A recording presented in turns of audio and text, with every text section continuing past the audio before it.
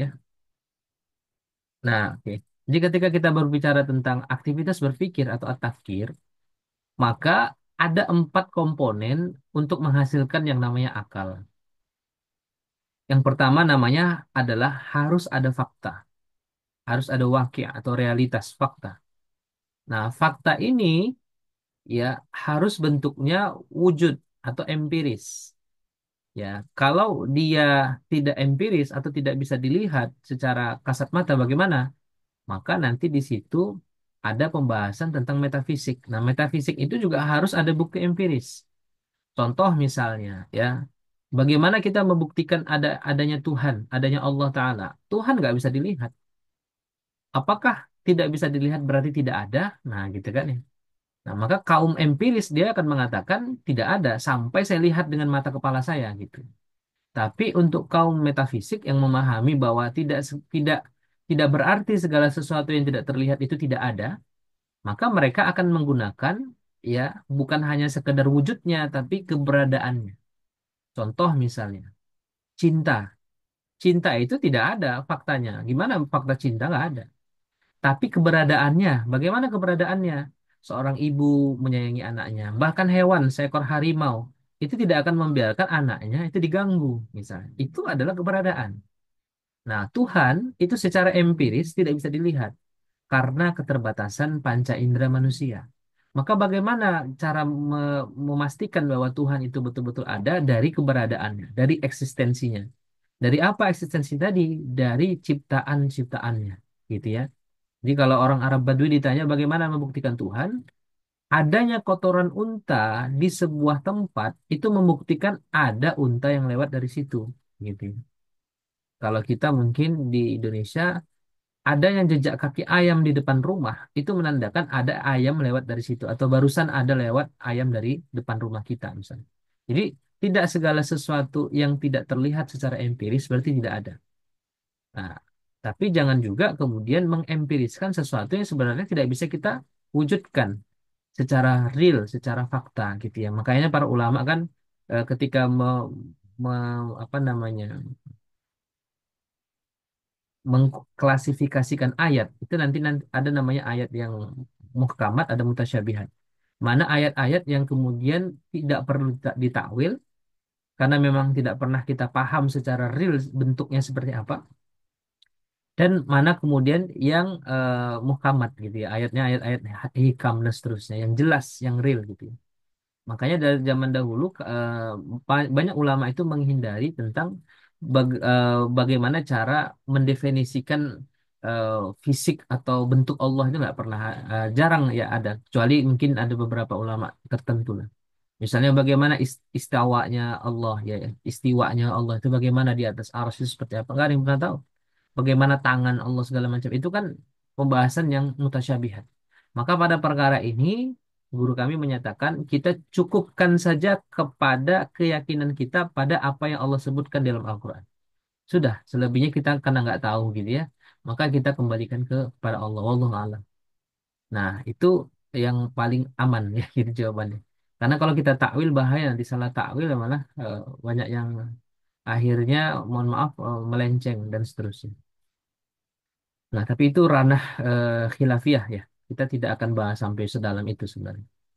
Nah, jadi fakta tadi harus dilakukan penginderaan atau ihsas ya dari atau oleh panca indera kita. Panca indera itu ada yang kita tahu lah 5 ya. Ya, yang paling sering digunakan itu ada minimal tuh 3 ya, 3. Yaitu adalah penciuman, penglihatan, pendengaran. Nah, dan inilah yang kemudian dilakukan oleh Allah Subhanahu wa taala kepada Nabi Adam alaihissalam. Apa itu? Ya, Allah ilhamkan ke dalam apa namanya? Kalau bahasa di sini otak manusia gitu ya atau dimari ya. Eh, ilhamkan kepada Nabi Adam alaihissalam nama-nama benda tadi. Jadi wa'allama Adam asma'akullaha. Ini yang kita bahas di slide pertama kemarin. Nah, jadi kalau kita runut gitu ya, Ustadz sekalian, sampai pada level manusia pertama diciptakan oleh Allah kan namanya Adam. Nah, Nabi Adam itu mungkin nggak dia melakukan segala sesuatu tanpa ada pemahaman? Jawabannya nggak mungkin. Mungkin nggak Nabi Adam mendefinisikan segala sesuatu sebelum dia mendapatkan ilmu tentang itu? Jawabannya tidak mungkin. Nah, makanya sampai-sampai itu para ulama mengatakan ya, ada kaedahnya itu adalah al-ilmu qabla amal. Harus ada ilmunya dulu baru bisa beraktivitas tuh. Baru bisa beramal. Nah, Nabi Adam siapa yang menyampaikan? Namanya adalah Allah. Apa kata Allah? Wa 'allama Adama asma'a kullaha. Sama seperti Nabi Muhammad SAW ketika di Gua Hiro. Beliau galau, beliau nggak tahu apa yang mau diperbuat di bangsa jahiliyah itu sampai datang wahyu. Apa kata Allah? Iqra bismi rabbikal ladzi khalaq khalaqal insana min 'alaq. Ya, Iqra wa rabbukal akram dan seterusnya itu. Nah, di situ terlihat ada proses pendidikan bahasa kita ya pendidikan wahyu dari Allah kepada para nabi dan rasulnya melalui perantara malaikat Jibril kalau di zaman Nabi Muhammad. Tapi kalau di zaman Nabi Adam langsung Allah yang memberitahukan. Bagaimana cara pemberitahuannya? Kata para ulama diilhamkan. Jadi dimasukkan ke dalam pemikirannya atau pemahamannya gitu. Tidak satu-satu disebutkan. Adam ini namanya ini enggak. Tapi diilhamkan. Wa 'allama Adama tadi itu diilhamkan. Nah, maka masuk ke dalam eh, brain kita kalau bahasanya ya atau otak kita, otak manusia. Itulah yang menjadi maklumat sabikoh namanya, informasi terdahulu. Sehingga Nabi Adam alaihissalatu wassalam ketika melakukan segala perbuatan dia akan berkaitan atau berasas pada informasi terdahulunya. Informasi terdahulu ini itu akan menjadi pemahaman al-fahmu. Pemahaman ini akan menjadi kecenderungan atau miqyasu a'mal ya tolak ukur perbuatan ya yang akan dia lakukan untuk apa namanya untuk melakukan sesuatu atau untuk kemudian memutuskan segala perkara itu sesuai dengan maklumat sabikohnya sehingga mewujudlah dia pada pada akhirnya itu menjadi amal atau amal ya amal ya ini sebenarnya menyambung gitu ya jadi maklumat sabikoh itu akan menjadi pemahaman bagi dia ya basic knowledge kalau bahasa kita kemudian pemahaman tadi itu yang menjadikan tolak tolak ukur perbuatan kecenderungan dia itu pasti berkaitan dengan pemahaman dia saya misalnya ya saya punya pemahaman kata Allah wala taqrabu zina ya kenapa karena zina itu eh, suatu perbuatan yang buruk ya fahisya ya wasa asabilah gitu misalnya saya tahu misalnya itu pemahaman saya maka kecenderungan saya pasti saya akan menjauhi pacaran, saya akan menjauhi zina, saya akan menjauhi seks dan seterusnya yang tidak disyariatkan misalnya gitu ya saudara sekalian. Nah, ketika mikias tadi, kecenderungan tadi tidak wujud dalam amal yang benar sesuai pemahaman yang ini, maka disitulah yang disebut sebagai maksiat. Makanya apa di dalam Islam itu kan sangat jelas sekali bahwa orang yang bermaksiat itu saat dia bermaksiat maka ketahuilah saat itu dia sedang tidak beriman. Kenapa? Karena memang kecenderungannya tadi, kecenderungan kita itu adalah kecenderungan Islam. Kecenderungan kita itu adalah kecenderungan iman. Kecenderungan kita itu adalah kecenderungan taat. Makanya apa kata Rasulullah SAW? Ya, kullu mauludin yuladu 'alal fitrah. Nah, jadi setiap kita itu terlahir sesuai dengan fitrah kita Islam. Nah, disinilah pentingnya pendidikan dalam Islam. Apa itu pendidikan dalam Islam? Ya, seperti yang kita definisikan di materi pertama, adalah proses menuju kesempurnaan manusia sebagai khalifatullah dan abdullah, ya, dengan tujuan mendapatkan ridha Allah. Nah, untuk menghasilkan abdullah dan khalifatullah tadi, mereka butuh ilmu. Ilmu apa yang mereka butuhkan? Ilmu Islam, ilmu yang berasal dari Quran dan Sunnah. Makanya para ulama salaf ketika ditanya, wahai Syekh, apa yang dimaksud dengan ilmu yuntafa'u bihi? Apa yang dimaksud dengan ilmu yang bermanfaat? Maka para ulama salaf mengatakan yang dimaksud dengan ilmu bermanfaat itu hanya dua, kitab wal hikmah, Quran dan Sunnah. Tidak ada yang lain. Ya, jadi kalau sains gimana? Sains itu harus di apa namanya standarisasinya harus Quran dan Sunnah. Teknologi, bagaimana kalau teknologi? Teknologi standarisasinya harus Quran dan Sunnah. Nah, makanya nanti ijtihad, muncul ijtihad. Nah, gitu ya. Jadi inilah pentingnya kita membahas tentang holistic prophetic education. Termasuk ketika misalnya kita punya anak, ya, punya siswa, punya santri gitu ya. Kita harus memastikan bahwa ilmu yang mereka peroleh itu adalah ilmu yuntafa'u bihi tadi, ilmu bermanfaat. Dan ilmu yang sahih berdasarkan syariat Islam. Kalau tidak, bagaimana? Kalau tidak, akan jadi dosa jariah selama siswa tadi melakukan ilmu yang kita berikan dan ilmu itu salah. Sebaliknya, setiap perbuatan yang dilakukan oleh santri kita, siswa kita berasal dari ilmu yang benar dari kita, maka argo kebaikannya juga akan terus jalan gitu. Nah, bahkan dilipat gandakan oleh Allah Subhanahu wa taala. Nah, jadi ini pentingnya kita memahami eh, aktivitas berpikir ini. Sehingga sebenarnya kita harus memastikan bahwa ilmu atau fakta atau realitas yang kita berikan kepada para santri, pada siswa, pada anak-anak kita, para anak-anak di rumah gitu ya, itu adalah ilmu yang benar, ya, ilmu yang sahih, ilmu yang berasal dari Quran dan Sunnah. Nah, sehingga mereka punya maklumat sabiko yang benar. Maklumat sabiko inilah nanti yang akan mewujud pada perbuatan mereka, gitu. Nah, maka kalau bisa misalkan bertanya ya, ada orang tua yang menyekolahkan anaknya di sekolah umum, greget banget dia menyekolahkan anaknya di sekolah umum. Maka ya itu tergantung pemahaman yang tadi. Pemahaman itu dihasilkan dari maklumat sabikohnya. Berarti ilmu yang dia peroleh itu menyebutkan atau mendefinisikan sekolah umum lebih baik daripada sekolah agama. Maka dia memilih itu, tergantung pemahaman. Nah, ada juga yang menyekolahkan anak di pondok pesantren ya tergantung pemahamannya. Berarti dia memahami bahwa pondok pesantren itu lebih baik untuk sekolah untuk pendidikan anaknya daripada sekolah umum. Begitu seterusnya. Ya, orang yang sudah balik sehat muslim tapi tidak sholat tergantung pemahaman. Sudah balik sehat muslim dan selalu sholat 5 waktu, itu tergantung pemahamannya lagi. Pemuda muslim berpacaran bahkan berzina tergantung pemahaman, ya kan? Kemudian pemuda muslim memilih menikah dan menjauhi pacaran tergantung pemahaman. Ya, guru membentak dan memarahi siswa di kelas ya tergantung pemahamannya. Berarti caranya membentak. Guru menasihati dengan santun kepada para siswa di kelas tergantung pemahaman. Jadi begitu ya. Tidak mau belajar sebab merasa sudah pintar dan tidak butuh guru ya tergantung pemahaman. Ya, giat belajar sebab menganggap ilmu adalah kebutuhan, bahkan dengan ilmu dapat memahami Islam tergantung pemahaman. Jadi lagi-lagi semua tergantung pemahaman. Nah, maka tadi pemahaman itu ini kan masih pemahaman gitu ya. Bagaimana cara mewujud dalam sebuah aktivitas? Ya, maka butuh yang disebut sebagai pembiasaan.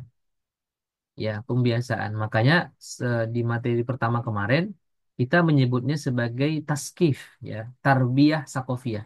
Jadi tarbiyah itu bahasa mudahnya training, latihan gitu. Beda dengan taklim. Kalau taklim cuma transfer ilmu, kalau tarbiyah itu transfer plus pembiasaan. Dan apa yang ditransfer dan apa yang dibiasakan namanya adalah sakofah. Sakofah. Nanti sakofah itu insya Allah kita mungkin bahas habis ini atau mungkin minggu depan gitu ya. Oke, nah jadi orang yang pemahamannya benar ya bisa kita sebut atau Muslim yang pemahamannya benar itu pasti dari wahyu. Muslim yang pemahamannya salah itu biasanya dari akal dan nafsu gitu ya. Nah, makanya standarisasi baik guru, khair dan syar, hasan dan qabi ya, terpuji dan tercela itu tergantung apa? Bisa tergantung wahyu, bisa tergantung akal dan nafsu. Nah, dalam Islam seperti apa? Tentu kalau dalam Islam wajib berdasarkan wahyu. Ya, wahyu itu Al-Quran dan Sunnah, bukan berdasarkan akal dan nafsu. Jadi baik menurut seorang Muslim itu adalah baik menurut Allah. Buruk dalam persepsi orang Muslim itu adalah buruk menurut Allah. Termasuk terpuji itu adalah terpuji menurut Allah. Tercela, tercela menurut Allah Subhanahu wa taala. Gitu ya. Nah, inilah yang disebut sebagai standarisasi di dalam Islam. Dan ini Allah abadikan di dalam surah apa namanya? Al-Mulk ya, ayat kedua, ya. Apa kata Allah Subhanahu wa taala di situ bahwa Allah menciptakan ya khalaqal mauta wal Allah menciptakan ya khalaqal mauta wal hayata ya, kematian dan kehidupan liyabluwakum ayyukum ahsanu amal. Untuk menguji kalian siapa yang terbaik amalnya. Ahsanu amala itu adalah ketika niatnya benar dan caranya sesuai dengan syariat. Maka standarisasi ini yang dipakai. Khair, syar, hasan, qabi menurut wahyu gitu ya. Nah, Imam Al-Qadhi Abu Bakar Al-Bakilani ya rahimahullah taala dalam kitab Al-Insaf Fima Yajibu ya i'tiqaduhu menyatakan apa? ya al-hasanu ma hasanahu syar'u. Bahwa perbuatan yang terpuji itu adalah perbuatan yang dinyatakan terpuji oleh apa? Oleh syara, ya, oleh syara, oleh syariat, gitu ya. Wajawazahu wajawazahu wasawwaghahu. Termasuk juga apa namanya? Yang kita bicara nanti tentang waqabih, ya, perbuatan yang tercela. Ma qabahu, ya, syar'u, yang kemudian dianggap tercela oleh syariat, ya, wa harramahu wa mana'a minhu, yang telah diharamkan dan dianggap tidak bermanfaat atau dilarang, ya, oleh syariat. Ini, ya. Jadi ini sudah saya tuliskan juga di dalam buku saya yang menggagas lembaga pendidikan Islam terbaik. Jadi bagaimana kita di manajemen pun, ya, di lembaga pendidikan pun, ketika membuat apa namanya, sebuah policy kebijakan, maka policy itu tadi harus mengerujuk kepada ini, ya, wahyu, ya, Quran dan Sunnah. Itulah yang disebut sebagai integrasi, ya, integrasi. Jadi integrasi itu satu tambah satu sama dengan satu, gitu. Tidak dipisah-pisah antara mana yang Islam, mana yang umum. Nanti jadinya sekuler, gitu ya, memisahkan agama dari kehidupan. Harusnya pemahaman kita Islam itu mampu menjawab segala hal, gitu. Baik, nah, makanya nanti istilah-istilah amalan itu ada berbeda-beda. Ada namanya niat. Dan niat ini kan aktivitas hati. Niat ini harus karena Allah. Itu di dalam apa, kitab Riyadhus Shalihin, ya. Itu bagian pertama itu kan tentang bab niat, ya. Bahwa niat itu ya ada tiga jenis, ya. Semua itu harus kepada Allah Subhanahu Wa Taala. Niat beribadah, niat beramal itu harus karena Allah Subhanahu Wa Taala. Nah, kemudian ada kuah motivasi, motivasi kita melakukan amalan tertentu. Nah, maka ini pun kita harus pastikan bahwa kuahnya adalah kuah ruhiyah, dorongan-dorongan ruhiyah. Kemudian ada kimah, kimah itu nilai perbuatan. Ya, misalnya kita berbisnis, berusaha, gitu ya. Kimahnya apa? Kimahnya adalah kimah madiyah, misalnya materi. Tapi tetap di kimah materi itu pun harus ada niat yang benar karena Allah Subhanahu wa taala. Nah, yang paling penting itu adalah ghoyah. Ghoyah itu tujuan. Dari tujuan kita dalam setiap amal kita dalam hidup ini adalah untuk mengharapkan ridho Allah Subhanahu wa taala atau mardhatillah, ya.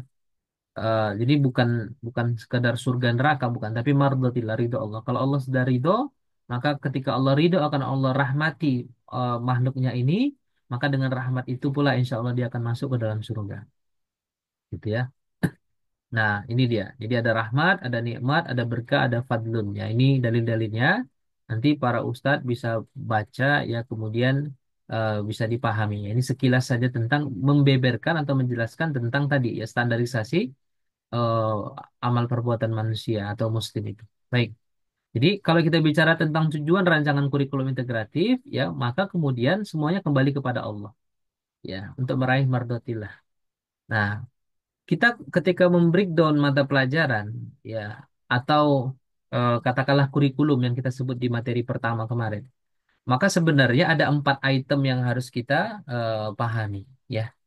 Ini 4 item ini adalah tujuan, ya, kita merancang kurikulum itu. Yang pertama, yang dan ini yang paling paling penting, ya, paling urgent adalah untuk merealisasikan tujuan penciptaan manusia, yaitu sebagai Abdullah, ya, dan Khalifah fil ard atau Khalifatullah.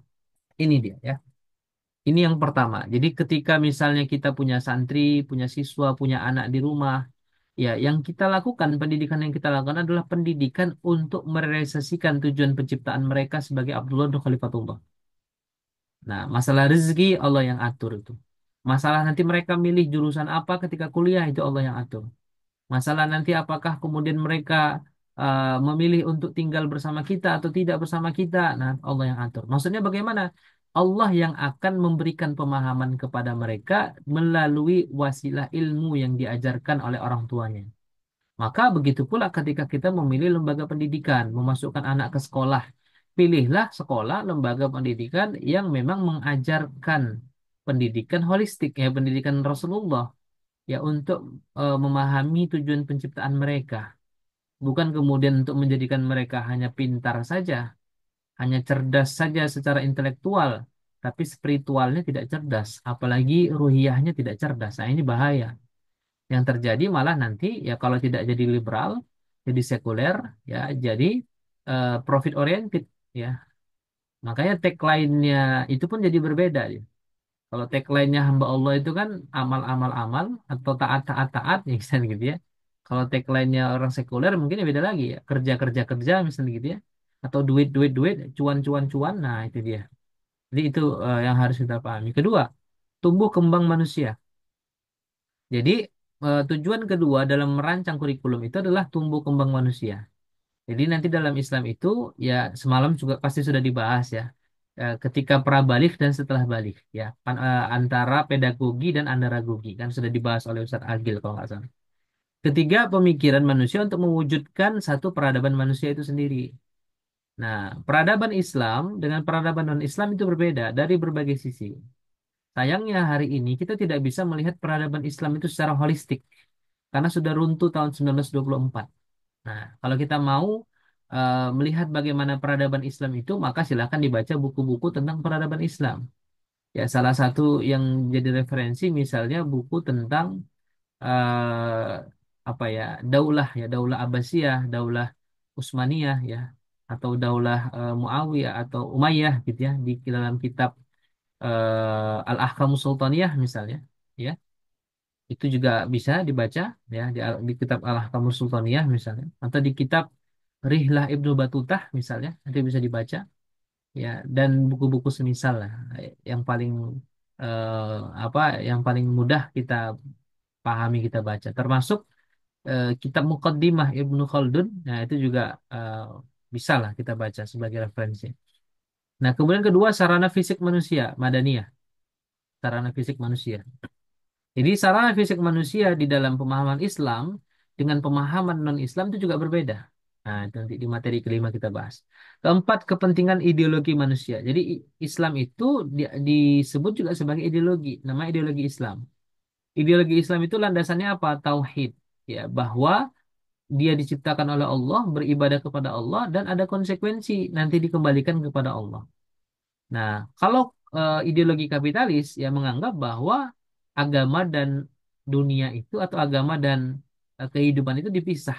Ya, agama itu sektor privat, ya, sedangkan kehidupan itu sektor umum. Ya, makanya jangan bawa-bawa agama dalam apa namanya dalam kehidupan. Nah, itu tanda-tanda orang sekuler gitu ya. Jadi misalnya ketika lagi meeting, terus ada atasan bilang jangan membawa agama lah dalam meeting ini kita pakai standar barat aja misalnya itu namanya sekuler ya. Kemudian komunisme atau sosialis ini landasannya adalah materi atau materialis. Nah, inilah yang menyebutkan bahwa agama itu adalah candu dan seterusnya gitu ya pemahaman-pemahaman ini. Nah, jadi kita sebagai muslim pemahaman kita bahwa ideologi yang kita pakai adalah ideologi Islam. Landasannya adalah tauhid ya. Nah, dan ketika kita berbicara tentang penguasaan empat elemen ini atau tercapainya tujuan rancangan kurikulum ini, maka belajar pun itu berbeda ya dengan cara belajar orang-orang Barat.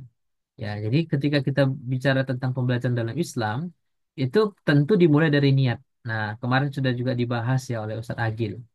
Jadi niatnya itu yang paling penting, paling utama. Niatnya harus benar karena Allah ya. Contoh di surah Al-Alaq itu yang disebutkan Iqra bismi rabbika ya. Bacalah dengan menyebut nama Tuhanmu. Ya, jadi dimulai dengan meluruskan niat kita mengharapkan ridha Allah Subhanahu wa taala. Ini yang awal. Kemudian kita belajar itu dengan keyakinan bahwa kita akan memiliki ilmu. Ya, harus sampai pada level yakin akan memiliki ilmu itu. Jadi bukan cuma sekedar tahu, tapi memang betul-betul harus alim. Ya, kemudian sampai pada level fakih dikuasai, betul-betul dikuasai. Nah, mungkin sederhananya begini, apa itu fakih dan apa itu paham ya? Jadi kalau fakih itu dia tahu A sampai Z. Jadi kalau misalkan paham ya, paham itu kita contohkan misalnya ketika ada seseorang ditanya tentang rumah gitu ya, maka orang yang paham akan mengatakan rumah itu ada pondasinya, kemudian ada tiangnya, ada dindingnya, ada asbesnya, ada atapnya. Itu paham. Tapi kalau orang fakih, ya Dia akan mengatakan misalnya eh, itu eh, tiangnya itu dari beton, ya betonnya itu elemennya dari agregat kecilnya sekian persen, agregat kasarnya sekian persen. Kemudian untuk bawahnya, ya, atau untuk pondasinya itu terdiri dari ini nih. Kualitasnya kualitas ini, misalnya gitu ya.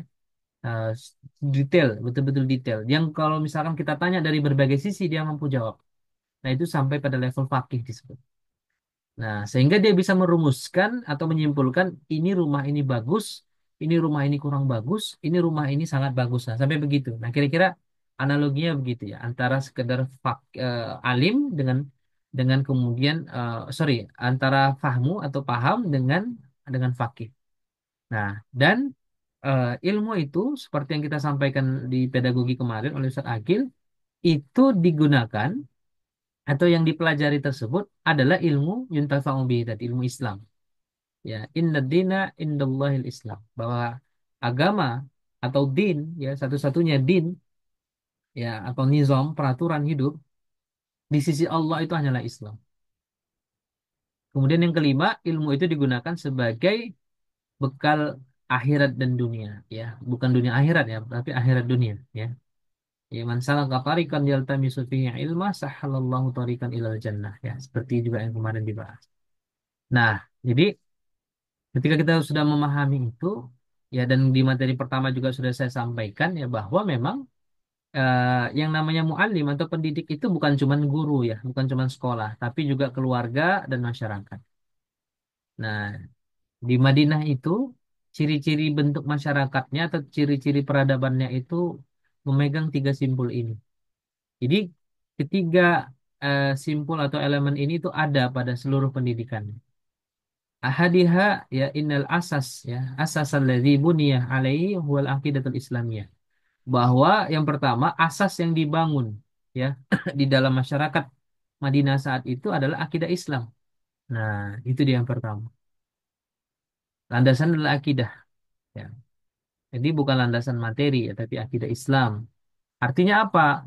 Mereka bermuamalah ya kepada sesama manusia ya termasuk kemudian eh, berdakwah ya tarbiyah dan seterusnya itu asasnya adalah akidah termasuk layanan mendirikan lembaga-lembaga pendidikan Islam itu adalah asasnya akidah Islam ya kemudian wasaniha yang kedua inna miqyasa a'mali bahwa standar perbuatan mereka di fil hayati dalam kehidupan mereka adalah huwa awamirullahi wa nawahihi adalah perintah Allah Subhanahu wa taala dan larangan-larangan Allah. Ini standar mereka. Ya, kalau diperintahkan dilakukan, kalau dilarang ditinggalkan gitu. Wasalisu dan yang ketiga anna makna sa'adah bahwa makna dari kebahagiaan fi nazariha dalam kehidupan mereka ya kesehari-hari itu adalah nawalul ridwanullah mengharapkan ridho Allah Subhanahu wa taala. Ini bisa kita terapkan di keluarga, ini bisa kita terapkan di sekolah, bisa kita terapkan juga di masyarakat. Nah, bagaimana nanti para ustadz sekalian membiasakan mengajarkan kepada anak-anaknya, ya, bahwa asas kita itu adalah akidah, ya. Jadi bukan doktrin, ya. Yang diajarkan Islam itu bukan doktrin, tapi bagaimana menghasilkan kesadaran, ya. Bagaimana mereka menyadari bahwa mereka itu adalah hamba Allah. Kalau sudah muncul kesadaran itu, tinggal kita trigger dengan amal. Makanya di Madinah atau di Mekah khususnya, wahyu yang turun itu kan adalah tentang akidah dulu, keimanan, tauhid. Setelah akidah para sahabat kuat, ya, barulah kemudian di Madinah itu atau di Mekah dan sebagian besar di Madinah turun ayat-ayat seputar syariah. Ya, oke, kita lanjut. Lalu bagaimana menjadikan akidah dan syariah Islam ini sebagai landasan kurikulum Islam? Nah, ini akan kita bahas di pertemuan yang berikutnya. Ya, maksudnya di setelah ini, gitu ya. Silahkan Ustadz sekalian, ada yang mau ditanya sebelum kita lanjut untuk materi berikutnya. Sengaja saya percepat biar bisa masuk ke materi berikutnya. Ya, silahkan tafadhol. Belum, Tat.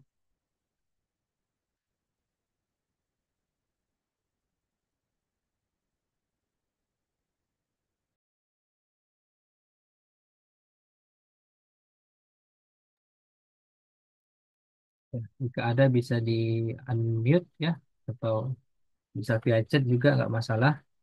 Lanjut, oke Ustadz Isman lanjut ya. Baik ya.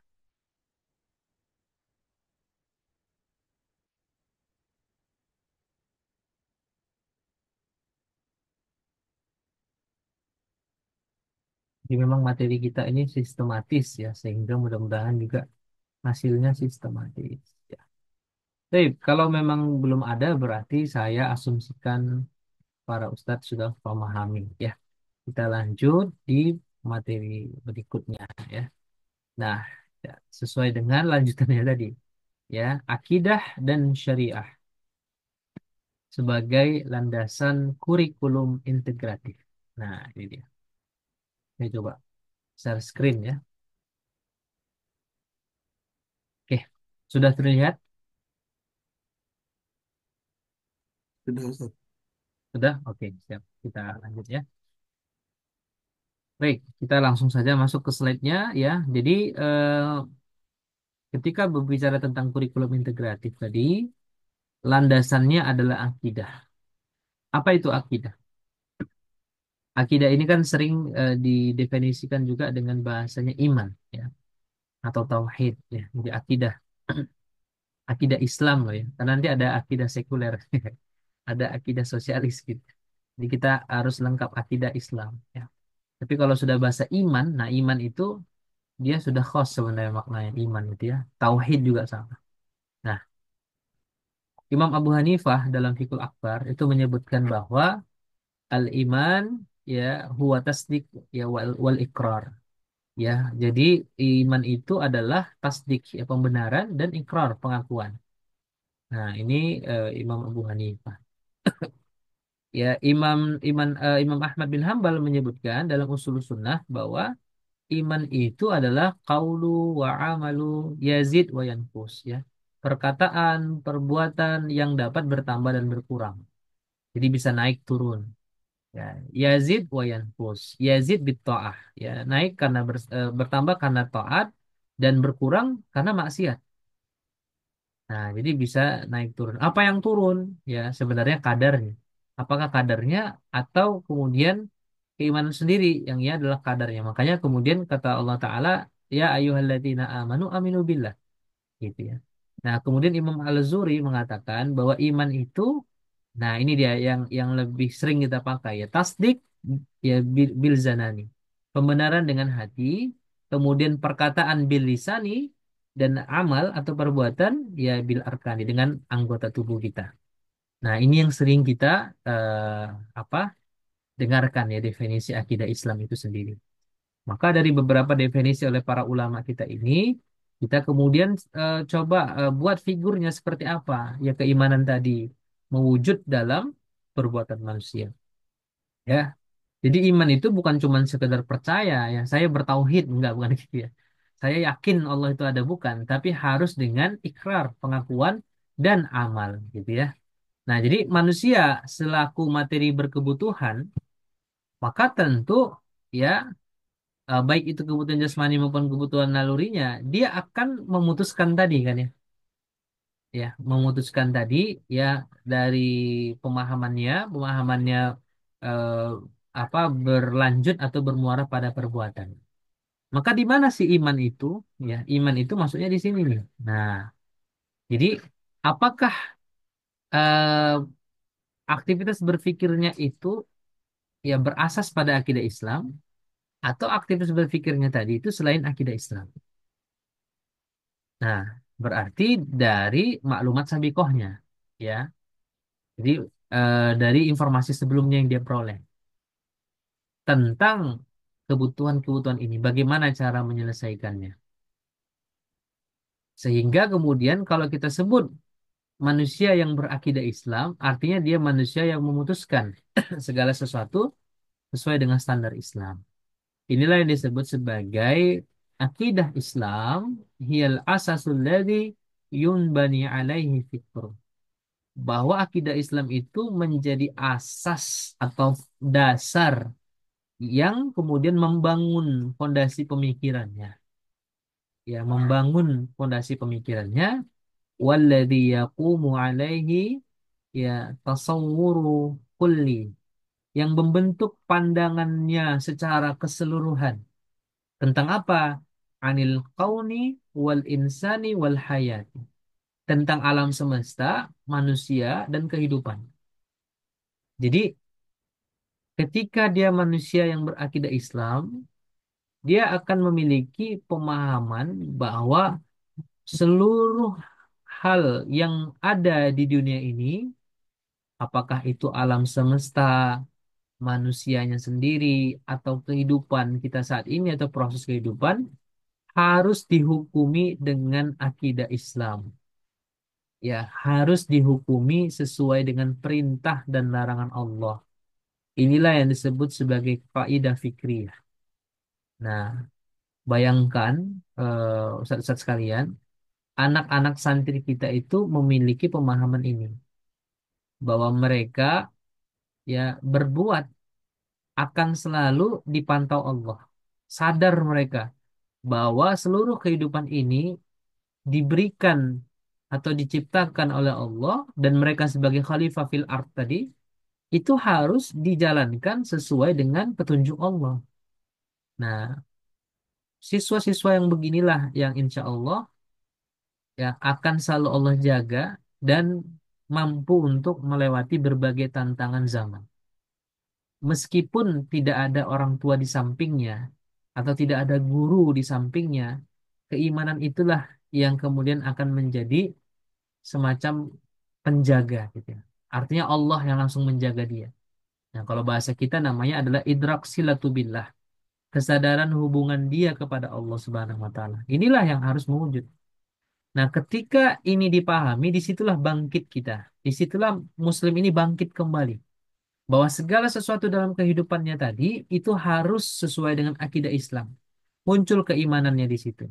Bayangkan kalau misalnya pemimpin kita akidahnya benar. Ya, guru kita akidahnya benar. Orang tuanya akidahnya benar. Masyarakatnya akidahnya benar. Ya, semuanya kaum muslimin itu akidahnya benar. Maka mereka akan bangkit.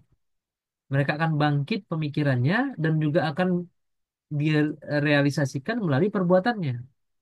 Beda antara perbuatan orang yang tidak berakidah Islam dengan Muslim atau orang yang berakidah Islam. Itu pasti beda. Ya, karena tujuannya sudah beda, goyahnya sudah beda, gitu ya. Jadi akidah Islam itu bukan cuma sekedar pelajaran SD atau SMP ya. Akidah Islam adalah keimanan pada Allah, Allah menciptakan kita, bukan itu maksudnya. Tapi bagaimana akidah ini Islam ini menjadi landasan dalam berbuat tadi memenuhi kebutuhan-kebutuhan manusia. Oke, gitu ya. Nah, maka ketika ditanya tentang manusia, alam semesta dan proses kehidupan ini, ya ada yang hubungannya dengan mama qoblal hayatid dunia, ya, atau sesuatu sebelum adanya dunia, dengan wama ba'daha dan sesuatu yang berada di sesudahnya. Nah, kalau kita coba cari tahu, sebelum ada manusia, alam semesta dan proses kehidupan ini ada apa sih? Ternyata ada Allah menciptakan kita. Ya, jadi Allah yang menciptakan kita untuk tujuan sebagai Abdullah dan Khalifatullah tadi. Nah, kemudian ketika kemudian kita paham bahwa manusia, alam semesta dan proses kehidupan ini adalah dari Allah Subhanahu wa taala, ada namanya konsekuensi perbuatan. Ya, hisab ketika nanti kita sudah berada di dunia berikutnya atau wama ba'daha tadi ya setelahnya tadi yaitu adalah alam akhirat ya yang kemudian itu panjang sekali alam yang harus kita lalui mulai dari alam kubur sampai nanti yaumul mizan, yaumul hisab segala macam itu. Ya, jadi ibaratnya yang kita lakukan di sini itu yang akan apa namanya, bukan menentukan ya, tapi setidaknya bisa disebutkan yang akan kita dapatkan nanti di sini. Jadi kualitas kita di sini itu equivalent atau katakanlah equal dengan kualitas nanti kita yang kita dapatkan di sini. Nah, dan ini bukan perkataan saya, ini Allah abadikan dalam Al-Quran. Allah sampaikan dalam Al-Quran. Kata Allah Subhanahu wa taala di dalam surah Al-Baqarah ayat 29, ya a'udzubillahi minasyaitonir rajim. Walladzi khalaqalakum ma fil ardi jami'an. Ya. Allah yang sebutkan. Dialah Allah yang menciptakan segala sesuatu yang ada di bumi untuk kalian. Tumastawa ilas sama'i. Ya. Kemudian dia menuju ke penciptaan langit. Ya. Fasawwahunna sab'a samawat. Dan dia menyempurnakannya menjadi 7 langit. Ya. Wa huwa bikulli syai'in alim. Dan Allah dia mengetahui segala sesuatu. Nah, jadi Allah yang menciptakan kita gitu. Ya, termasuk kemudian dalil yang berikutnya yang ketika Allah bertanya kepada kita saat di alam ruh ya, alastu birabbikum, maka kita mengatakan qalu bala syahidna. Nah, kemudian apakah kita diciptakan untuk main-main? Tidak, untuk Abdullah dan Khalifatullah ini, untuk menjalankan misi penciptaan ini. Nah, Allah abadikan afa hasibtum annama khalaqnakum.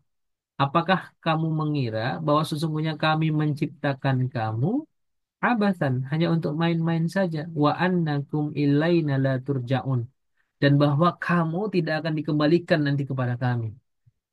Nah, jadi tujuan kita itu tidak untuk main-main, tapi apa? Di surah Az-Zariyat itu kan Allah sampaikan ayat 56 itu ya. Wa ma khalaqtul jinna wal insa illa liya'budun gitu ya. Sebagai abdi.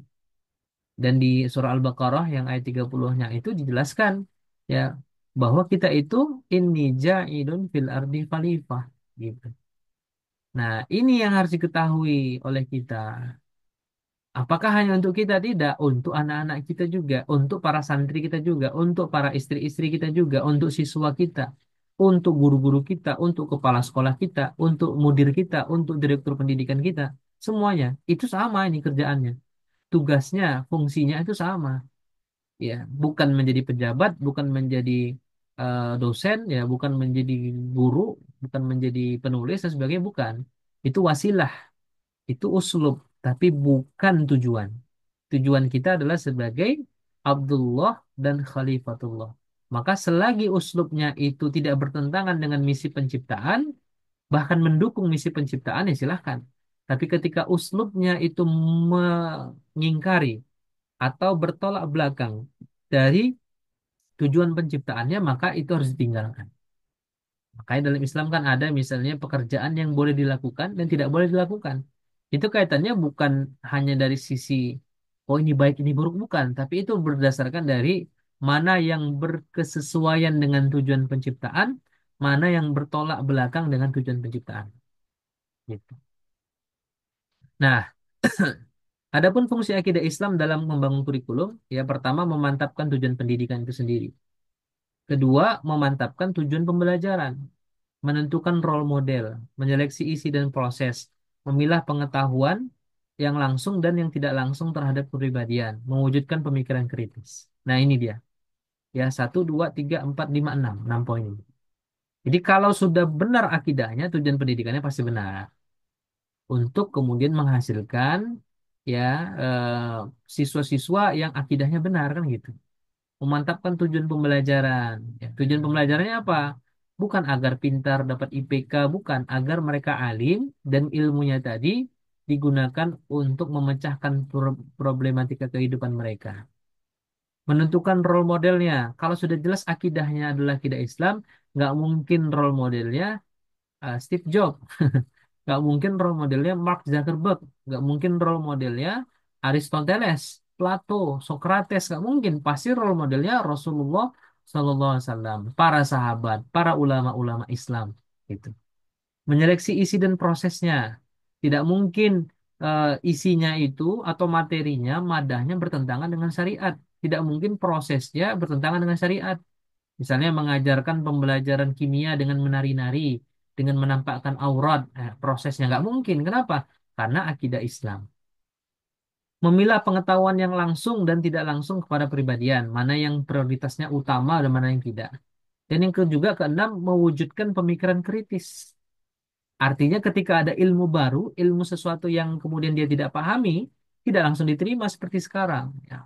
Pokoknya segala sesuatu yang baru dari barat, ambil aja. Pasti bagus. Ya. Padahal belum tentu.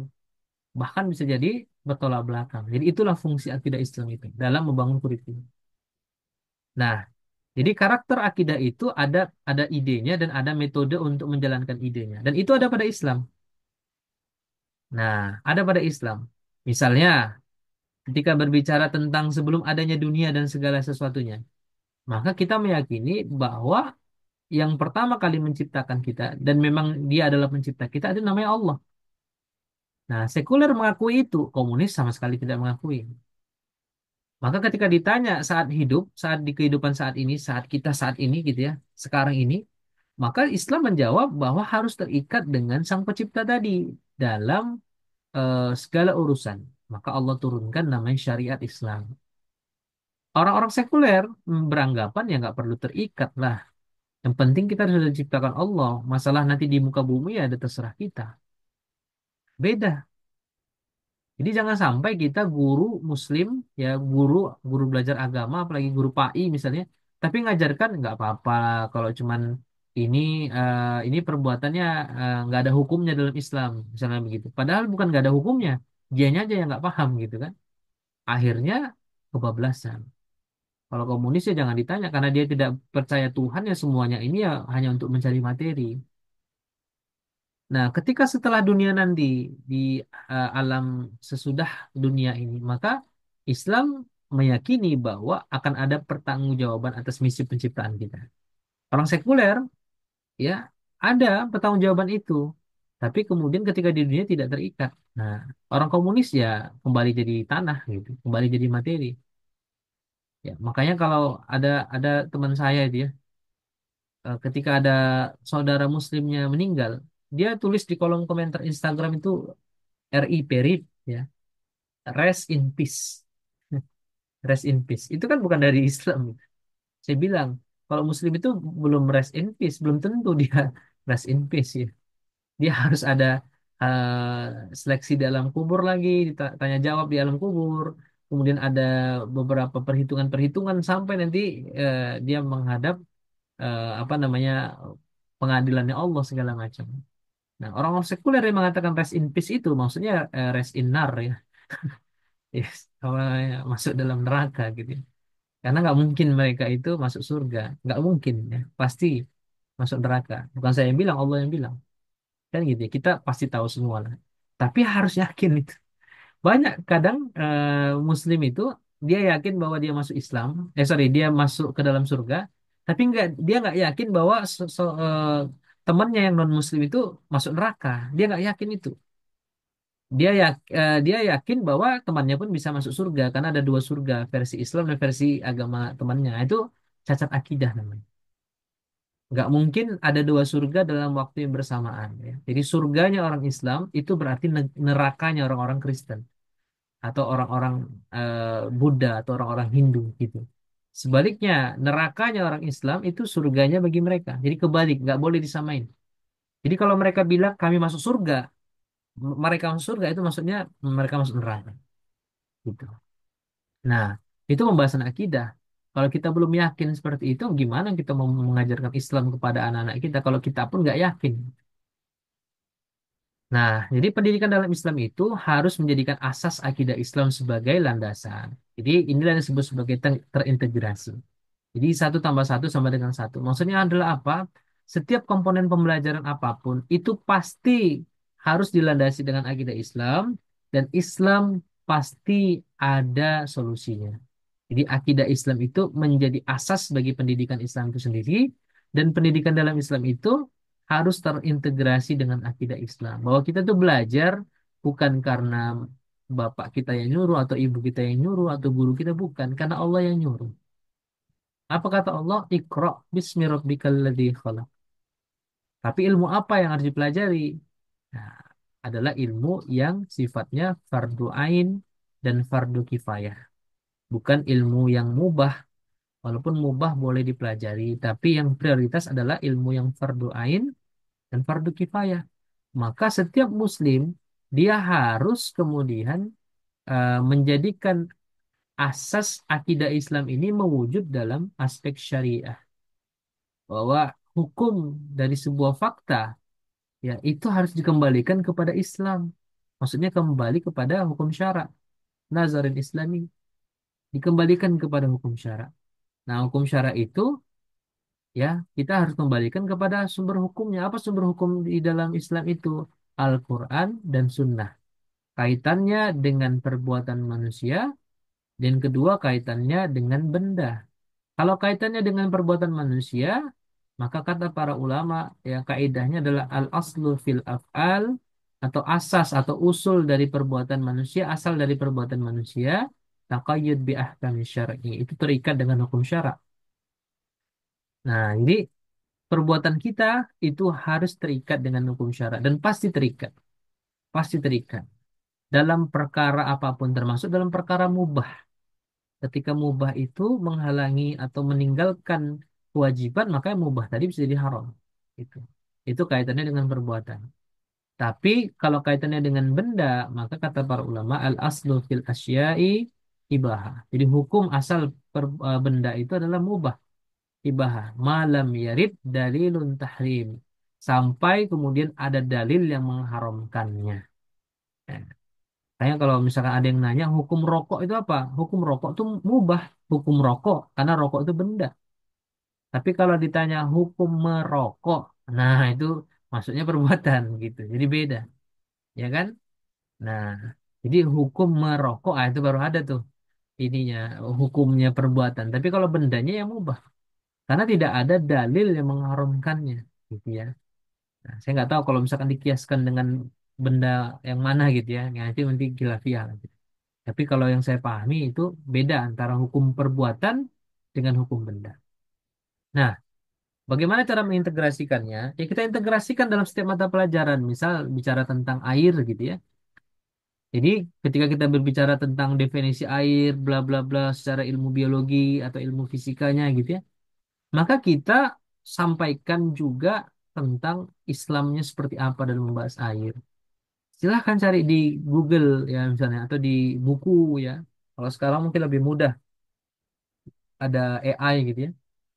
Silahkan dicari gitu ya. Nah, tapi kalau saya sih menyarankan bagi para asatis yang bisa membuka kitab-kitab kuning atau kitab-kitab klasik kita ya langsung dari kitab gitu ya. Nah, tapi kalau misalnya keterbatasan guru-guru kan tidak semua guru-guru itu dari pondok misalnya ya, maka saya sarankan ya bisa menggunakan apa namanya buku-buku terjemah gitu ya atau pelajaran-pelajaran terjemah. Nah, idealnya ya seperti yang saya sampaikan di materi pertama, idealnya itu kurikulum memang disediakan oleh apa? Oleh tim pendidikan atau tim kurikulum. Guru itu tinggal menyampaikan saja, dia fokus untuk mendesain proses pembelajaran tadi sampai talakian fikrian muakhiron. Sampai betul-betul masuk dalam pemikiran muridnya dan kemudian mempengaruhi perasaannya. Nah, itu harusnya dilakukan oleh guru. Nah, yang menyediakan kurikulum itu adalah tim kurikulum. Nah, kalau kita bicara tentang holistik profetik, ya negara kemarin, jadi materi pertama. Nah, yang kita masukkan pembahasan Qur'annya seperti apa, hadisnya seperti apa, kemudian jenis-jenis air dalam Islam. Nah, ini pembahasan Taharah juga bisa dimasukkan di sini.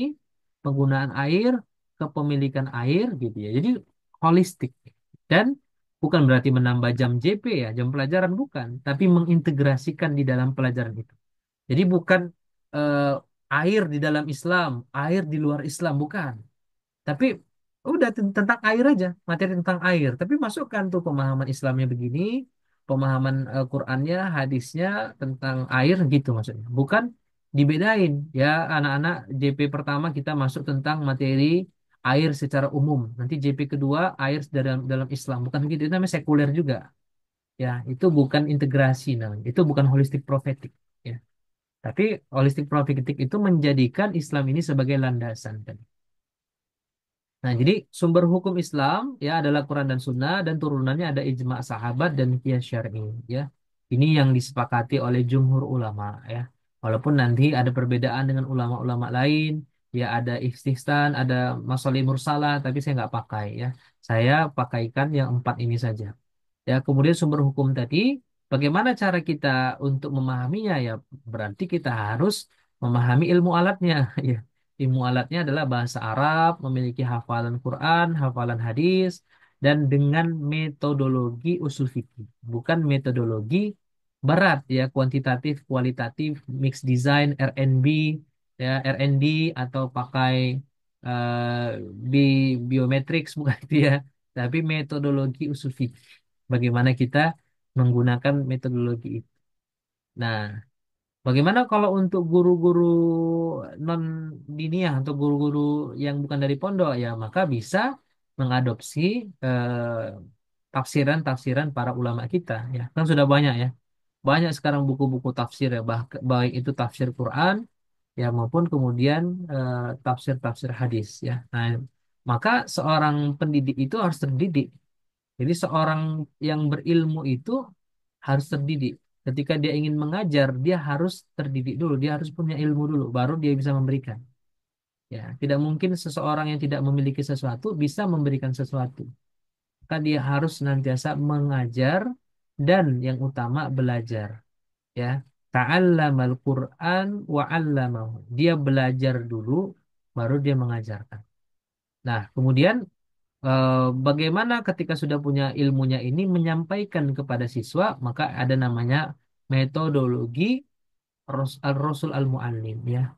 Bagaimana metodologi Rasulullah itu sebagai seorang pendidik. Nanti bisa dibeli bukunya. Judul bukunya ya Ar-Rasul Al-Muallim wa Asalibu Fit Ta'lim ya. Jadi ada yang terjemahan juga ya. Judulnya adalah Muhammad Sang Guru kalau nggak salah judulnya dan cara-cara beliau dalam mengajar atau metode-metode mengajar. Penulisnya itu Syekh Abdul Fattah Abu Huddah ya, yang di materi pertama yang saya sebutkan. Nah, itu bagus tuh bukunya untuk mengetahui ya, Ustaz sekalian, metodologi atau cara Rasulullah SAW menyampaikan ilmu. Nah, apa yang disampaikan ya tentu Islam itu sendiri atau hukum syara ya. Baik itu yang terkait dengan perbuatan, ya tadi ada wajib, sunnah, mubah, makruh, haram, dan baik itu kaitannya dengan benda atau pemanfaatan benda. Nah, di sini ada dua saja. Kalau dia tidak boleh, ya berarti haram. Mubah atau haram. Jadi tidak ada benda itu sunnah. Pasti yang sunnah itu bukan bendanya, tapi menggunakan benda. Kecuali mungkin nanti ada hadis-hadis yang khawasun Nabi, yang khusus untuk Nabi. Nah, itu nanti beda lagi ceritanya. Tapi secara umum, ya inilah yang harus kita paham. Jadi yang pertama punya ilmunya dulu, seorang guru tadi, kita kita seorang guru, ya orang tua, dosen, ya masyarakat, kita adalah guru, muallim. Dan kemudian kedua, bagaimana kita menyampaikannya kepada anak-anak didik kita atau kepada generasi-generasi kaum muslimin. Nah, dan cakupan Islam itu bukan hanya sekedar akidah dan akhlak, sebagaimana yang disampaikan oleh banyak ustadz-ustadz hari ini, tapi cakupannya sangat banyak sekali. Ya, jadi Islam itu dibagi menjadi dua, ada yang disebut sebagai akidah, ya, yaitu adalah rukun iman itu sendiri. Kemudian ada yang kaitan dengan syariah. Nah, syariah itu ada yang kaitannya dengan hablum minallah, ya, yaitu adalah ibadah dan akidah itu sendiri tentunya. Ya, kemudian ada yang disebut sebagai hablum minan nafsi, hubungan kepada diri sendiri, makanan, minuman, pakaian, akhlak dan lainnya. Ada yang hubungannya dengan hablum minan nas, ya, kepada manusia yang lain. Ekonomi, pemerintahan, sosial, pendidikan. Inilah yang dimaksud oleh Rasulullah yang melalui firman Allah Subhanahu wa taala, "Al-yauma akmaltu lakum dinakum wa atmamtu alaikum ni'mati wa raditu lakumul Islam madinah." Pada hari ini telah kusempurnakan ya lakum bagi kalian dinakum Islam ini. Wa atmamtu dan aku telah cukupkan alaikum ni'mati kepada kalian nikmat Islam itu. Wa raditu dan satu-satunya Allah ridai itu adalah Islam. Nah, Allah ridai. Ketika Islam ini dijalankan dengan benar, dengan holistik, diwujudkan melalui pendidikan holistik kepada anak-anak kaum muslimin, kepada para santri-santrinya, pada siswa-siswanya, sehingga mereka memahami Islam ini secara holistik, tentu nanti didukung dengan ilmu seputar sains dan teknologi, tapi itu bukan yang wajib ya. Itu bisa jadi nanti masuknya fardu kifayah atau mubah saja. Tapi yang utamanya fardu ain itu ini, khususnya pembahasan fikih ya dan akidah yang mereka terapkan sehari-hari. Maka inilah yang kemudian dengan kita menjalankannya baik di level individu, di masyarakat kita, di rumah tangga, di pendidikan, di lembaga-lembaga, bahkan di negara, itulah yang akan memunculkan yang disebut sebagai maqasidus syariah. Ya, terpeliharanya berbagai aspek-aspek kehidupan kita. Agama, akal kita, jiwa kita, keturunan kita, harta kita. Maka kemudian disinilah Allah akan turunkan yang disebut sebagai rahmatan lil alamin yang sempurna. Jadi rahmatan lil alamin itu Islam. Tapi saat ini Islam itu tidak sempurna diterapkan. Maka tidak semua merasakan rahmat itu secara lengkap. Tapi kalau seandainya kita terapkan sebagaimana dulu Rasulullah dan para sahabat terapkan di Madinah, yang itu bertahan 14 abad lebih kurang lamanya, hingga di zaman Daulah Utsmaniyah itu, ya, maka disitulah nanti kemudian yang disebut sebagai baldatun thayyibatun wa rabbun ghafur. Ya, terjadi kemudian kebaikan di mana-mana. Ya, Allah turunkan barakati minas sama'i wal ard, berkah dari langit dan bumi. Nah, sekarang justru tidak ya. Ya, Islam itu justru dijadikan sering sekali dianggap sebagai ancaman. Dai-dai yang menyeru kepada Islam yang benar itu dianggap sebagai radikal, dianggap sebagai ancaman, dianggap sebagai orang yang jahat, orang yang ingin merusak negara kita misalnya gitu ya. Nah, ini adalah persepsi yang keliru, ya, pemahaman yang salah. Karena dakwah itu tidak pernah dibayar gitu ya sebenarnya. Dakwah itu lillah ya. Dakwah itu adalah karena Allah Subhanahu wa taala. Maka ini harus kita pahami dalam perspektif holistik. Nah, dan Allah menyebutkan itu ya, Allah menyebutkan itu di dalam Al-Qur'an ya. Bagaimana kita itu diwajibkan untuk menerapkan perintah-perintah tadi. Misal di surah Al-Baqarah ayat 213 ini ya. Kana nasu ummatan wahidatan. Kalian itulah umat yang satu, manusia itu. Ya. Nah, faba'atsallahu nabiyyina mubasysyirina wa mundhirina wa anzala ma'ahum kitaba bil haqq liyahkuma bainan nas. Ya. Jadi Allah utus Nabi untuk memberikan kabar gembira dan Allah turunkan pula untuk memberikan peringatan dan Allah turunkan ma'ahum bersama dengan mereka itu kitab ya Quran maksudnya atau wahyu dengan benar untuk apa? Ya, liyahkum bainan nas untuk memberi keputusan di antara manusia. Fi makhtalafu fihi tentang apa perkara yang mereka selisihkan, Masya Allah. Itu fungsi syariat itu. Dan Allah sebutkan juga di surah Az-Zariyat ayat 18, apa kata Allah? Thumma, kemudian, ja'alnaka ala syari'atin minal amri fattabi'ha wa la tattabi' ahwa'aha. Ya, kami jadikan kamu berada pada syariat itu, ya dari urusan agama itu, maka ikutilah, fattabi'ha. Ikutilah syariat itu, wala tattabi' ahwaha. Dan jangan kamu turuti hawa nafsu kalian. Ya, ya alladzina la ya'lamun kalau ya kita itu tidak mengetahui ini perintah Allah Ta'ala menerapkan syariat Islam di tengah manusia di setiap zaman ya.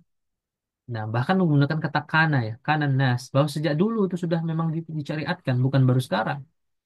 Nah, lalu apa akibatnya ketika Islam itu tidak diterapkan? Maka Syekh Wahbah Zuhaili rahimahullah mengatakan, akibat tidak diterapkannya penerapan Islam itu, maka yang pertama, kerusakan agama terjadi. Dengan apa? Kekufuran dan bid'ah. Kedua, kerusakan jiwa terjadi dengan membunuh, mencederai anggota tubuh, dan seterusnya. Hari ini kita lihat itu. Ketiga, kerusakan harta dengan menggazap, mencuri, menipu, apalagi riba, dan seterusnya. Keempat, kerusakan akal dengan meminum yang memabukkan, khamar, ya, narkoba, ya, ekstasi dan sejenisnya. Kelima, kerusakan keturunan dengan apa? Zina, sodomi, kadzab, ya, eh, apalagi kalau sekarang LGBT dan seterusnya. Nah, ini adalah faktor tidak ditetapkan syariat. Sebaliknya tadi, kalau diterapkan maka Allah turunkan berkah ya minas sama'i wal ardh. Ya, wallahu a'lam bishawab. Alhamdulillah, sudah sampai selesai di materi kita, dua materi pada malam hari ini. Tafadhol para ustadz-ustadz sekalian, jika ada yang mau kita sharingkan, diskusikan, silahkan baik via chat atau via apa namanya audio langsung.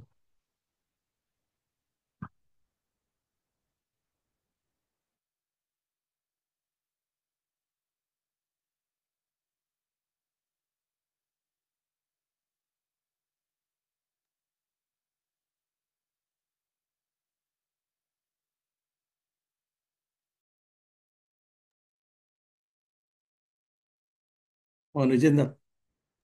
Silakan Ustaz Iman.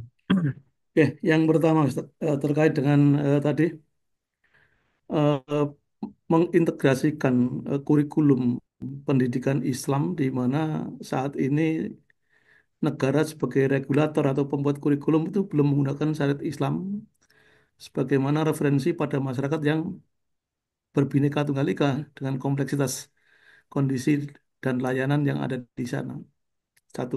Yang kedua, terkait dengan memahami ilmu dengan pendekatan metodologi usul fikih tadi kan kalau boleh saya apa ya ambil kesimpulan sekarang ini kan ada HOTS ya, high higher order thinking skill itu ya.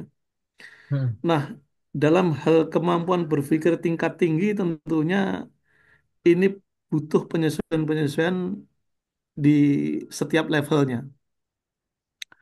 Kemudian berikutnya terkait dengan evaluasi pembelajaran yang saat ini negara masih belum punya konsep yang baku karena terbukti dengan adanya sering bergantinya kurikulum dan beragamnya apa atau kegamangan masyarakat pelaku pendidikan terutama terkait dengan sistem evaluasi dari yang dulu misalnya ada Eptanas dan tidak ada diserahkan kepada sekolah sehingga untuk sampai pada taraf memberikan standarisasi mutu pendidikan terutama dalam Islam itu eh, menurut saya tidak punya format yang baku kalau dipandang dari segi pendidikan Islam. Sementara pangsa sekolah swasta itu kan masyarakat dalam hal ini terkait dengan pembiayaan ya.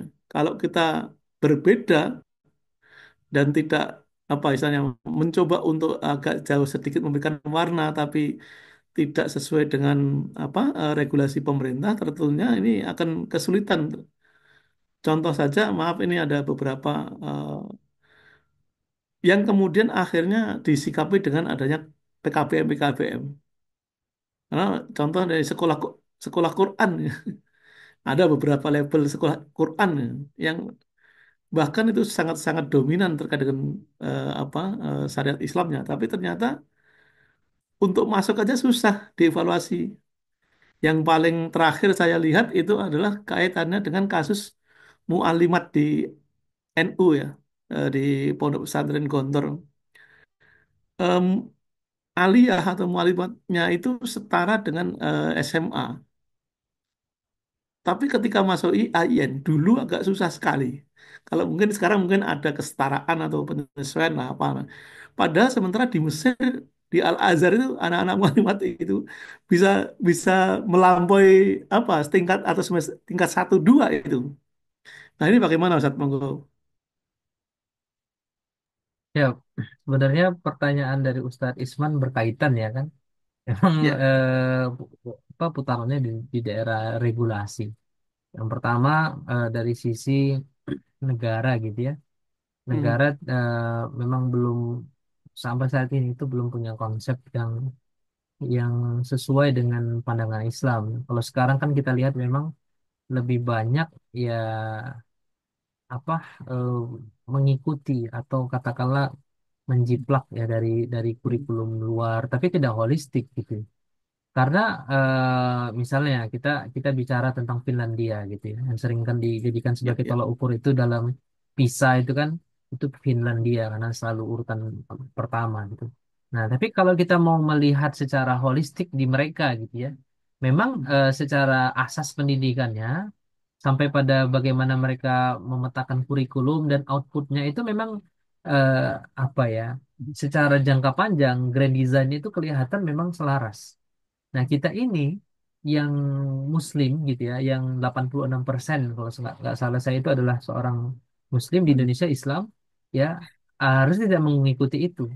Dari kita mengikuti PISA saja sebenarnya udah salah dari kita mengikutinya. Karena dalam PISA itu kan cuma 3 kategori, yang itu tidak ada kategori akidah di situ kan. Iya, iya. Cuman ada apa literasi, math, dan sains ya kalau nggak salah. Tiga itu saja. Hmm. Tidak Iya, ada iya. literasi, tidak ada spiritual, atau tidak ada kaitannya faith, keimanan nggak ada Iya, sama iya. sekali. Berarti memang kalau bisa kita sampaikan itu kurikulumnya atau pola output yang diharapkan adalah output sekuler gitu, bukan output Iya, iya. pendidikan Islam. Nah, maka ketika kita mencoba untuk mengikuti ikut-ikutan ya, membebek misalnya dengan pemahaman mereka, itu pasti pasti keliru. Makanya harus dilakukan pertama memang dari konsep dasarnya itu. eh, jadi kalau kita lihat Ustadz, undang-undang tentang tujuan pendidikan nasional itu sebenarnya udah bagus. Coba kita baca itu untuk Iya. mewujudkan apa? Eh, Yang apa generasi bermartabat yang ya. beriman, yang berakhlak Iya. kan gitu ya, yang bertakwa. Nah, tapi realisasinya nggak ke sana. Nah, itu masalahnya. Jadi Hmm. antara tujuan dengan torikoh atau metode untuk mencapai tujuan tadi tidak sinkron, tidak sejalan dia. Nah, itu yang harus kita berikan, apakah bentuknya masukan atau sumbangsi pemikiran atau konsep yang jadi yang nyata gitu, kan kita sebagai warga negara, sebagai anak bangsa boleh untuk menyampaikan itu, bahkan harusnya itu yang diharapkan oleh negara gitu kan, konsep ini loh yang harus kita terapkan gitu ya, dalam bentuk gagasan, dalam bentuk ide, direalisasikan oleh negara. Itu poinnya. Jadi memang harus digagas ulang berdasarkan tujuan pendidikan itu, bukan mengikuti gitu. Jadi kita harus punya warna sendiri sebagai seorang Muslim, sebagai negara yang mayoritasnya adalah umat Islam. Nah, terkait kurikulum sebenarnya turunan dari sana. Kalau kita bicara tentang kurikulum juga ya itu pasti nurun dari itu konsep tadi. Jadi kalau sudah benar kurikulumnya juga nggak lagi ngikuti kurikulum-kurikulum yang saat ini bolak-balik berganti kan. Saya ada buat catatan Iya. itu tulisan di 2 website ya nasional tentang itu. Jadi saya bilang memang ya dari bolak-balik ganti kurikulum ya, dari mulai kurikulum apa dulu KTSP, kemudian ada K13, kurikulum Merdeka sampai sekarang, walaupun katanya bukan kurikulum ya, yang full-full itu ya. Hmm. Nah, itu kan sebenarnya menandakan kita belum memiliki eh, kurikulum yang baku berdasarkan tentang tujuan pendidikan. Harusnya kita sebagai Muslim, sebagai negara yang saat ini maju ya. Kalau kalau dibilang kan saat ini Indonesia itu maju dalam tataran ekonomi, katanya begitu ya. Walaupun berkembang dari sisi yang lain, harusnya ya kurikulumnya sendiri juga harus digagas khas dari kurikulum apa namanya Indonesia. PKBM ya itu harusnya memang eh, alternatif yang didukung gitu, disupport, bukan alternatif yang istilahnya dimata-matai lah atau istilahnya yang dikhawatirkan akan menghasilkan eh, pendidikan yang salah, yang radikal. Enggak, harusnya kan setiap upaya masyarakat ya itu harus didukung dengan sikap positif ya. Itu yang paling pertama. So. Dan kami juga merasakan bukan cuma di Jawa sana mungkin ya, di Batam juga PKBM itu rada-rada susah. Nah, harusnya sebaliknya itu dimudahkan. Memang Hmm. sekarang karena kita tidak bisa memberikan solusi yang holistik, karena kita cuma sampai pada level lembaga, akhirnya kan muncullah solusi alternatif. Solusi alternatifnya adalah mendirikan lembaga yang memungkinkan kurikulumnya kita bisa desain seluas mungkin, se apa, secocok mungkin, sesuai mungkin dengan pendidikan Islam. Tantangannya adalah karena kita adalah lembaga swasta hanya level sampai masyarakat, kita punya tantangan memahamkan masyarakat, orang tuanya, memahamkan anaknya, dan juga memahamkan negaranya kan gitu. Itu yang jadi Ya, ribet kan double Ustaz. pekerjaan ya. Jadi double double job kan ya, karena kita tidak memberi regulasi, kita cuman hanya sekedar menjalankan eh, lembaga. Nah, harusnya memang apa seperti yang saya sampaikan di materi pertama, jadi mana ranah kebijakan dan mana ranah fungsional itu betul-betul berjalan. Nah, cuman karena kita tidak bisa sampai pada level itu saat ini, ya kita ya sampai saat ini ya memperjuangkan pada level alternatif tadi, ya PKBM kah atau Kemenak misalnya kan kalau di bawah Kemenak kan mungkin Ponpes lebih ini ya, lebih agak mudah kita mengatur kurikulumnya juga daripada kalau harus di bawah Dinas Pendidikan gitu ya atau di bawah IT gitu ya. Bahkan tadi kami waktu Zoom dengan salah satu lembaga untuk memasukkan ini santri di Ma'had kan Ma'had di Al-Azhar itu ya mereka memang sudah sampaikan bahwa kalau bisa yang mudah itu sekarang memasukkan mahasiswa di Al-Azhar itu yang dibawa Kemenak gitu kan karena juga kan sudah ada kuota dari Kemenak kan saja. Nah, jadi Hmm. lebih mudah karena di kurikulum Al-Azhar sendiri dengan kurikulum Indonesia itu kan juga gapnya lumayan besar Ya, gitu ya. ya. Jadi memang ya kemampuan lembaga secara mandiri untuk mengatur eh, dan membuat regulasi termasuk mendesain kurikulum yang sesuai dengan kurikulum pendidikan Islam, itulah saat ini yang saya selalu sampaikan menjadi solusi alternatif, tapi tidak kemudian menghentikan upaya kita untuk menyampaikan solusi holistik, ya kan, kepada pemerintah, kepada negara. Ya, gimana caranya? Silahkan apakah dengan apa eh, kalau kemarin itu Dokter Adian Hussein, Ustadz mungkin kenal ya, Dokter Tadi Adian Nusa Hussein. ini. Nah, Adian Hussein ini itu kan Ya, sempat dipanggil untuk ibaratnya memaparkan lah bagaimana sih kurikulum adab kan kalau beliau kan kurikulum adab ya istilahnya ya iya, yang ya. dari Prof. Al-Hafaz itu ya. Nah, ya itu sebagai bagian daripada upaya lah saya rasa beliau. Apalagi sekarang mungkin menterinya dari Muhammadiyah gitu ya. Mudah-mudahan beliau Hmm. lebih sudah punya pengalaman panjang gitu ya. Siapa tahu. Ya harapan itu juga nggak boleh kita ibaratnya kita putuskan. Tetap kita ya harus mendukung gitu. Sambil kita juga berupaya yang kita mampu di sini di sebagai lembaga yang memberikan solusi alternatif gitu Zat. Kalau saya sih pandangannya begitu. Jadi jangan putus harapan gitu ya. Sambil kita juga tetap dakwah, tetap sampaikan pendidikan Islam itu begini gitu ya. Walaupun double job tapi mudah-mudahan juga pahalanya juga double kan gitu. Mohon izin, Tat. Ya, Ya, ini terkait silakan Pak saya Ustadz. juga memang, ya maaf saja saya eh, apa punya misi khusus seperti itu juga bahkan Ah, saya selalu apa ya kalau dalam hal mohon maaf pembiayaan saya bahkan semampunya untuk ke sekolah-sekolah swasta itu. ke Tapi sekolah-sekolah. ya, tapi ternyata ada kendala yang lebih menurut saya terkait dengan keberanian, Tat. Ya, ini keberanian Keberanian. yayasan penyelenggara sekolah itu untuk membuat kurikulum pembeda ini agak agak kurang berani. Kenapa?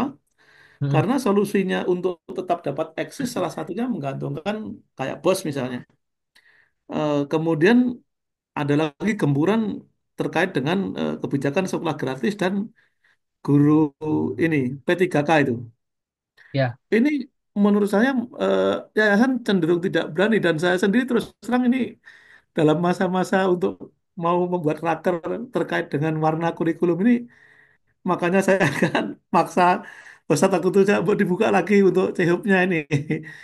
Saya karena untuk persiapan itu ya saya merasa kesulitan terus terang karena terkait keberanian yayasannya. Ini barangkali Ustadz bisa ngasih solusi-solusi atau pandangan-pandangan ke saya untuk langkah taktisnya ini. ya. Kalau untuk ranah taktis sebenarnya Zat, em, pertama dari sisi legal standing itu yang paling mudah kan kita kalau di bawah Kemenak ya. Kalau Iya, di bawah Dinas Pendidikan atau IT itu sebenarnya lebih kurang sama sebenarnya. Jadi kami kalau di kebetulan saya kan juga Direktur Pendidikan di Ponpes di Batam ya. Kita memang akhirnya memilih untuk tetap di bawah Kemenag ya dengan berbagai pertimbangan. Kemudian em, mana yang sekiranya wajib untuk dijadikan sebagai kurikulum kan gitu kan ada pasti ya maksudnya iya. kitab-kitab yang dijadikan saran gitu ya itu kita pakai. Nah sisanya memang kita akhirnya melakukan takhusus pengkhususan Hmm. Ustaz. Jadi eh, kita ini output anak kita mau kita arahkan santrinya kemana gitu ya itu yang pertama tuh maka kemudian langkah taktis kita adalah kita eh, membuat takhusus pembelajaran khusus ke target tadi. Nah, mau kemana? Gitu. Ada yang mau ke Al-Azhar misalnya, atau ada yang mau ke sekolah UIN nasional, misalkan ke Syarif Hidayatullah atau ke mana gitu ya, ke Malang dan sebagainya gitu kita petakan apakah khusus mereka. Apalagi sekarang kan sudah mulai banyak beasiswa-beasiswa tahfiz itu juga mendukung kita. Nah, itu secara grand design-nya itu kita kita petakan. Baru kedua yang kita lakukan adalah ini memaksimalkan upgrading para guru-guru. Sa. Jadi di setiap hari Sabtu itu kita kosongkan ya, nggak ada pembelajaran. Jadi Senin sampai Jumat saja pembelajarannya. Sabtu itu adalah upgrading rutin. Jadi upgrading kita itu bukan upgrading apa materi STEM atau materi AI, bukan itu kita. Materi kita adalah bagaimana mengingatkan dan mendalami kurikulum holistik itu. Maksudnya secara guru kan mereka pedagoginya kan harus betul-betul matang. Itu yang kita kita matangkan. Nah, kalau untuk masalah apa ya dari sisi budget misalnya biaya ya. Nah, kami saat ini ya sedang menggagas yang namanya ini wakaf produktif. Jadi kebetulan di Ponpes UIC ya, kalau nama Ponpesnya Ulmi Cendekia, Ustaz, itu ada lebih kurang 10 hektar lahannya. Jadi kita banyaklah sisa lahan itu yang kita manfaatkan untuk ibaratnya ada yang pembibitan lele gitu ya, ada yang kangkung, ada yang cabai merah, ada yang tadi baru panen buah apa tomat gitu ya, kita makan bareng sambil rapat gitu ya.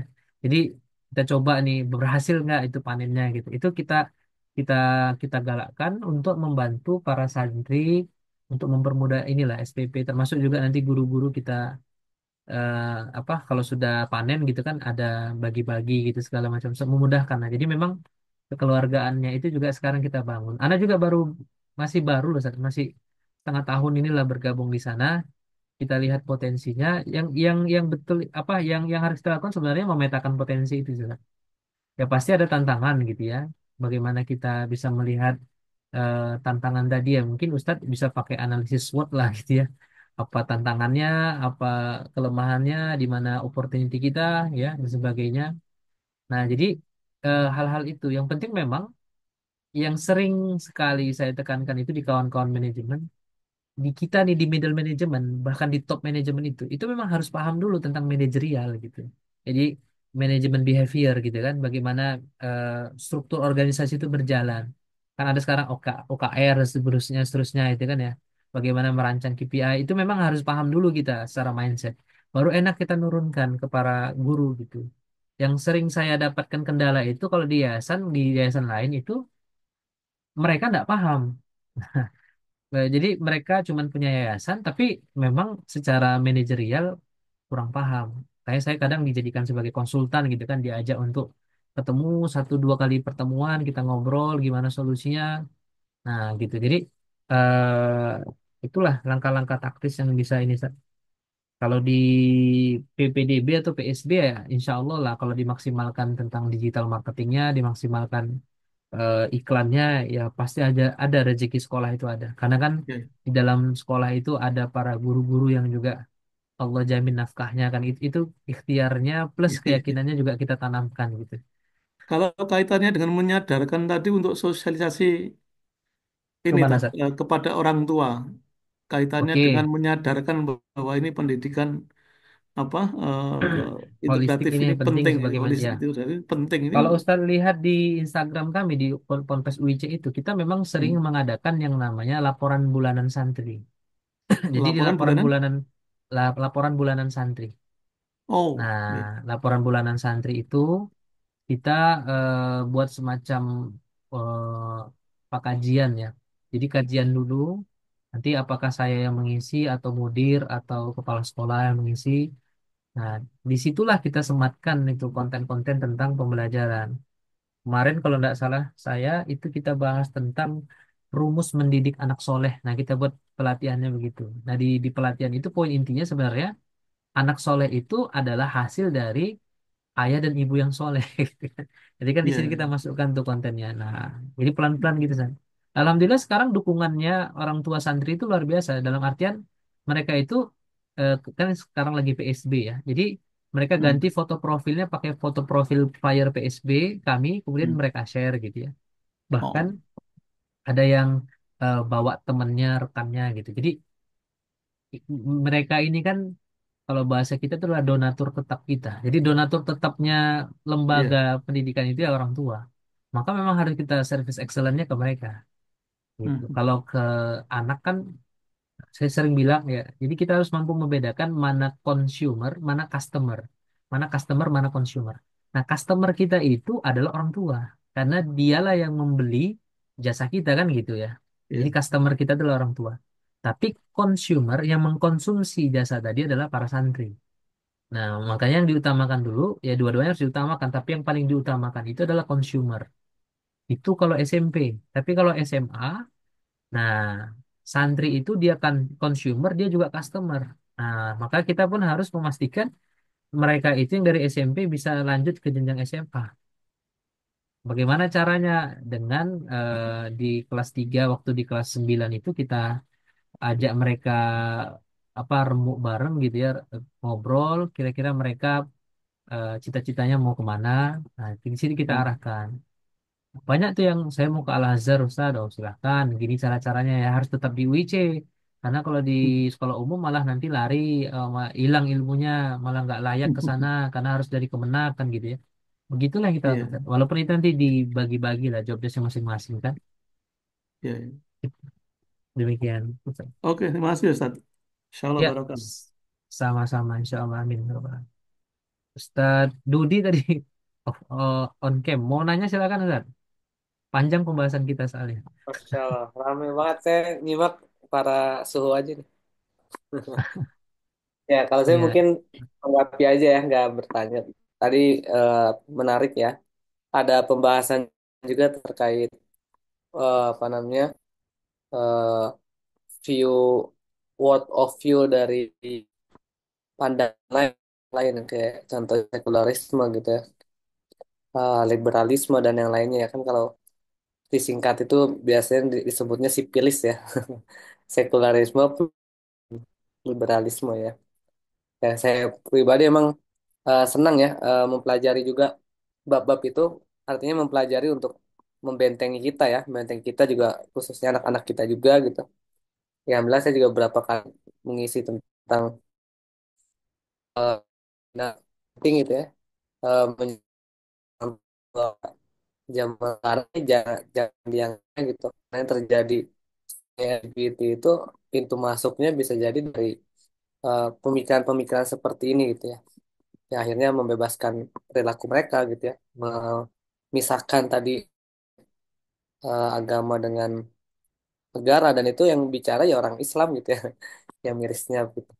Nah, kalau saya pernah dapat pesan dari guru gitu ya, kalau disebutnya adalah Ghazul Fikri gitu ya, orang pemikiran, maka kita juga harus lawan dengan pemikiran kita gitu. Kalau mereka menyiapkan istilahnya 4F gitu ya, dari film, dari fashion, food dan yang lain-lain, maka eh, generasi kita juga harus dikuatkan dengan itu gitu.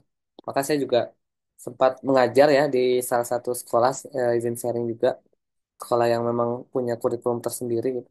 Dan saya diamanahkan di beberapa bagian karena memang sekolah baru, jadi gurunya masih sedikit. Salah satunya saya juga mengajarkan multimedia gitu ya, multimedia bagaimana mereka bisa berdakwah. Bahkan dari SMP itu saya ajarkan anak-anak bisa membuat video gitu ya, dari video singkat gitu ya, video singkat dari suara mereka direkam gitu dan ceramah singkat 1 menit 2 menit gitu.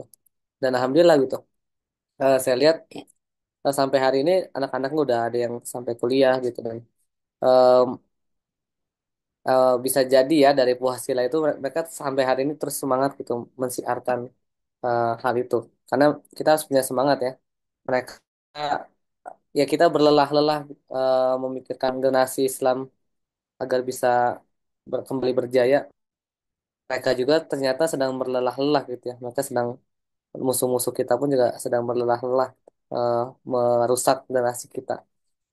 Maka kita lawannya juga dengan apa yang mereka siapkan. Salah satunya tadi dengan film ya minimalnya kita bisa bikin konten-konten yang baik gitu ya.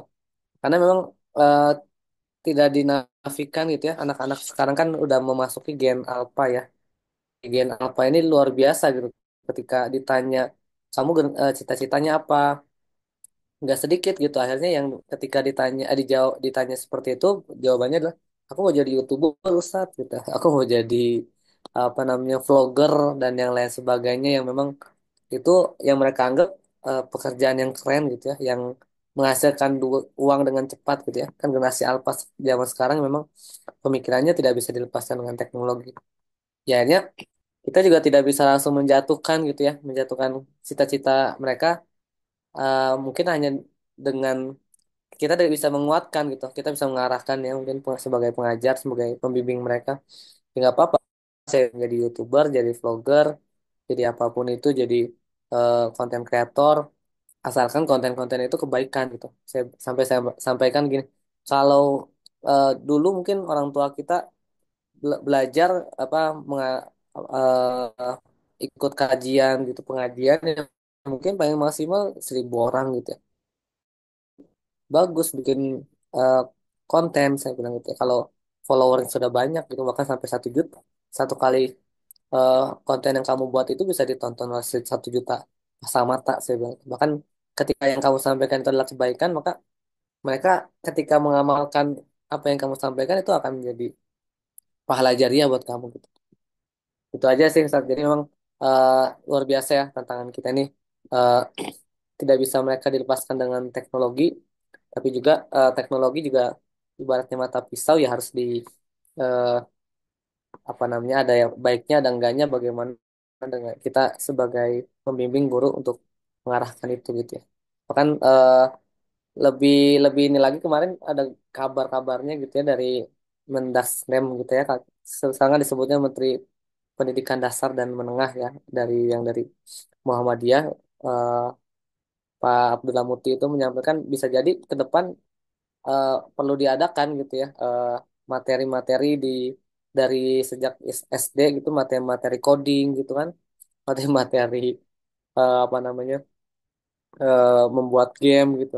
Itu luar biasa gitu ya karena saya juga masih anak-anak masih kecil-kecil gitu ya yang 4 tahun aja dia udah jago gitu, saya lihat kok lebih jago orang tuanya gitu, kalau kita nggak belajar bisa tinggalan jauh kayaknya. Kita aja sesat sharing aja nih.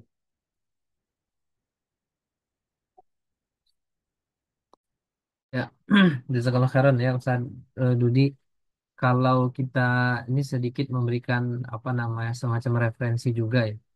Saya eh, 1 bulan yang lalu kalau tidak salah menulis satu topik judulnya adalah labeling generasi Islam itu adalah umat terbaik, bukan yang lain gitu. Itu saya tulis sebagai bentuk kekhawatiran, walaupun ya tadi ya ada semacam eh, istilah-istilah baru yang dimunculkan oleh Barat. Misalnya tadi yang disebut Ustadz Dudi, Gen Z, Gen Alpha, Gen Milenial gitu ya. Nah, tapi kalau saya coba mendalami ya, ini kekhawatiran saya saja. Ketika kita coba mendalami, ternyata itu adalah perspektif dari sisi apa namanya identitas sosial. Jadi yang gen alfa itu bagaimana pola sosialisasinya, bagaimana kemudian eh, apa namanya perspektif mereka, termasuk tadi yang Ustadz Dudi sampaikan cita-citanya pengen jadi YouTuber, jadi apa namanya, jadi influencer dan seterusnya itu. Nah, walaupun tadi catatan yang disebutkan Ustadz Dodi itu benar bahwa ya tidak masalah ketika memang masih sesuai dengan hukum Islam gitu ya. Nah, cuman memang perlu, ini tambahan saja, perlu disampaikan atau diingatkan bahwa labeling mereka itu adalah generasi terbaik atau umat terbaik, khairu ummah. Nah, jadi jangan sampai kita ikut-ikutan secara apa namanya, secara ini betul-betul serius gitu mengikuti atau menciplak istilah-istilah sosial ala barat tadi, segmentasi tadi. Karena khawatir saya itu ya, itu malah nanti jadi bias. Jadi mereka itu malah ikut dengan pola dengan pola yang ada. Misalnya pas saya kan contoh ya, kalau gen milenial ke bawah, apalagi baby boomers itu kan tagline-nya adalah working hard and play hard gitu ya. Jadi betul-betul kalau kerja itu serius ya, kalau santai itu serius. Tapi kalau mereka kan stigmatisasinya adalah work life balance. Di kerja kerja kemudian kehidupan itu balance seimbang. Nah, itu sebenarnya stigmatisasi yang kadangkala khawatirnya saya itu justru akan menjadi jati diri mereka. Oh, saya kan harus balance gitu. Saya kan harus ini, belum nanti apa-apa udah minta healing gitu ya. Jadi eh, perlu disampaikan bahwa mereka itu adalah umat terbaik gitu. Selama mereka berpegang teguh pada agamanya. Nah, jadi istilah atau stigma sosial yang ada di masyarakat sekarang ya itu sekedar pengetahuan pendukung, tapi bukan menghilangkan stigma atau labeling asal kita sebagai khair ummah. Dan kita saya rasa harus yakin dan pede dengan itu, harus percaya diri gitu ya. Nah, kemudian untuk coding dan seterusnya, kalau saya pandangannya agak berbeda, Sat. Jadi kalau saya itu coding, kemudian apa lagi? Artificial intelligence dan seterusnya itu ini adalah pembelajaran yang sifatnya adalah apa teknologi dan sains atau kaitannya teknologi dan sains. Tidak harus diajarkan dari kecil. Kenapa? Karena ketika diajarkan sedari kecil, fokusnya nanti bisa memudar, berpisah-pisah, beda-beda. Yang harus dilakukan itu adalah tanamkan dulu akidahnya, tanamkan dulu ilmu dan imannya, Islamnya tadi, baru ketika nanti mau masuk dalam dunia kerja, kita bekali dengan skill. Walaupun mungkin menurut sebagian orang, wah itu agak ketinggalan gitu. Tapi yakinlah, ketika memang kita sudah menanamkan akidah yang benar tadi dan syariat itu mereka sudah punya bekal untuk menghadapi berbagai tantangan apa namanya perkembangan zaman yang ada, ya dengan bekal itu justru akan lebih mudah daripada kita membekali mereka duluan dengan hard skill atau soft skill, tapi iman dan Islamnya itu belum terbentuk. Sat. Nah, jadi kalau kita balik ke holistic prophetic itu lebih utama iman dulu, kemudian Islam dulu. Islam itu maksudnya pemahaman tentang Quran, tentang hadis, baru sisanya di level muntahi. Kan kemarin kita ada bahas ya, ada mubtadi, ada mutawasid, ada muntahi. Nah, di level muntahi itu barulah kemudian dibekali dengan life skill, dengan hard skill atau soft skill yang kaitannya dengan dunia kerja gitu. Dunia kerja atau mungkin sudah bisa lah dibekali dari awal-awal di masa SMP, SMA gitu dengan itu. Tapi kalau dari tadi usia 4 tahun udah diajarin coding gitu, kalau saya pribadi berpendapat nanti kasihan anaknya, kasihan anaknya karena memang mereka belum sampai pada tahap itu. Karena tahap tadi sampai pada level tamyiz itu adalah level bermain, bukan pada level serius gitu. Dan itu masih pada level yang kita itu polanya adalah edutainment dengan fokus kita menanamkan akidah gitu. Jadi kalau kalau saya perspektifnya itu adalah anaknya imannya sudah benar, kemudian secara syariat ya dia sudah misalnya hafal Quran, kemudian sudah memiliki pemahaman fikih. Nah, silahkan orang tuanya mau menjadikan anak ini eh, di mana dimanapun gitu. Tidak mesti harus jadi ulama. Mau jadi IT eh, boleh, mau jadi menjadi seorang pakar dalam eh, AI boleh silahkan, mau jadi pakar dalam bidang pemrograman silahkan, tapi basicnya itu harus di ini. Karena kalau udah 15 tahun ke atas, anak-anak itu akan susah diatur mereka. Karena udah level balik. Nah, 15 ke bawah itulah fase orang tuanya, khususnya pada fase praoperasional 2 sampai 7 tahun. Itulah yang paling penting di situ. Nah, ketika dimasukkan coding, nah itu jadi bias nanti. Kalau pandangan saya.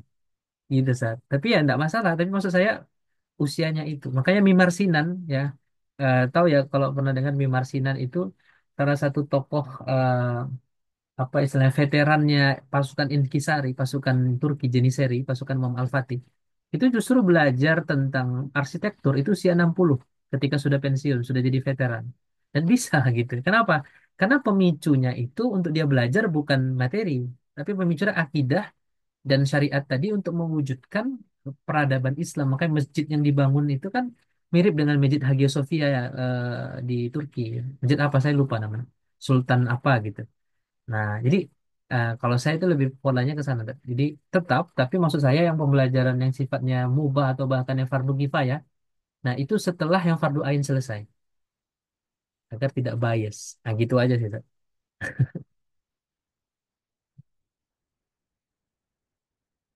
Oke ya, mungkin itu sharing-sharing kita. Ustaz Dodi, Ustaz Isman. Nggak ada lagi yang mau ditanya ya? Udah jam 10.14. Atau ada lagi? Tat, sebentar, Tat. Ini, Oh, Tat. Mohon maaf ini silahkan. agak waktu yang panjang ya. Ya, nggak masalah, Ustaz. Silakan, Ustaz. Tat gini, Tat. Terkait dengan penyelenggaraan pendidikan, terkait dengan apa wacana profetik, itu kan Prof. Kunto Wijoyo itu kan apa ya mengambil dasar Ali Imran 110 insya Allah kalau nggak salah ini. Itu kan ada proses, ada pilar, ada tiga pilar, humanisasi, liberasi, dan transendensi. Kaitan itu dengan di situ kan ada amar ma'ruf, nahi mungkar, dan tu'minun nabilah. Nah, pertanyaan saya ini eh, terkait dengan pola itu, membentuk sekolah secara internal atau secara bersamaan mengkondisikan masyarakat di sekitar sekolah, Tat? Ya, gini, Ustaz. Kalau saya mungkin kalau beliau kan dari sisi keilmuan, ini profesor ya, profesor siapa tadi, Ustaz? Kunto Kuntoro, Wijoyo, Kunto Kunto Wijoyo, Wijoyo. almarhum, insya Allah. Oh, Kunto Wijoyo. Saya Iya, iya. soalnya pernah dengar itu ada di beberapa universitas juga pakai itu kalau nggak salah. Hmm. Konsep itu ya kalau nggak salah saja. Saya kemarin pernah lihat Eh, itu. ilmu sosial profetik kalau nggak salah. Oh, oke, oke, oke, oke. Begini, Sat. Kalau eh, saya pribadi ya, Hmm. kenapa tadi saya singgung kita harus kembalikan kepada usul fikih. Itu Hmm. sebenarnya lebih kepada bagaimana kita menafsirkan Quran Hmm. dengan tata cara yang dibenarkan oleh para ulama Ahlul Quran. Hmm. Sehingga pendefinisian dari dalil itu tidak menggunakan apa namanya kalau sekarang itu hermeneutik. Ya, Pernah Ustaz mungkin pernah dengar ya hermeneutik iya, ya. iya. Jadi bukan menggunakan itu yang arah filsafat atau ala apa namanya eh, pendidikan formal di dunia akademis ya atau di dunia akademik. Nah, salah satu ciri khas pendidikan profetik itu sebenarnya bukan hanya sekedar penamaannya profetik ya, tapi Hmm. bagaimana kita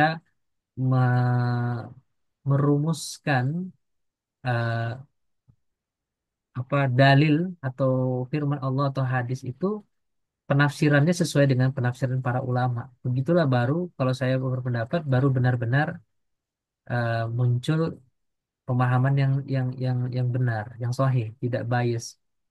Tadi kalau misalkan ada istilahnya liberal, ada istilahnya apa tadi Liberasi lah. humanis, Enggak, liberasi liberasi ya, itu memberikan pembebasan. kebebasan untuk berinovasi. Ya, ya, paham-paham. Nah, Iya, iya, jadi iya. ketika nanti bicaranya itu, insya Allah nanti di pertemuan minggu depan saya ulas juga. Jadi Hmm. ketika bicara tentang istilah, ya, istilah itu pun dalam Islam kita harus memetakan mana yang istilahnya khos, mana yang am, mana yang ibaratnya khusus, Hmm. mana yang am, mana yang umum. Iya. Ketika istilah itu sudah khos dalam satu perspektif ilmu tertentu, maka kita harus kaji ulang apakah istilah itu memang boleh gitu. Jadi saya belum mengkaji, Ustaz. Nanti insya Allah saya coba kaji itu apa pemikiran beliau, karena saya baru dengar juga ini ya, Prof. Dr. Kunto Wijoyo ya, MA ya. Iya. Iya. Nah, saya coba nanti ini belajar juga ini gimana cara pemikirannya.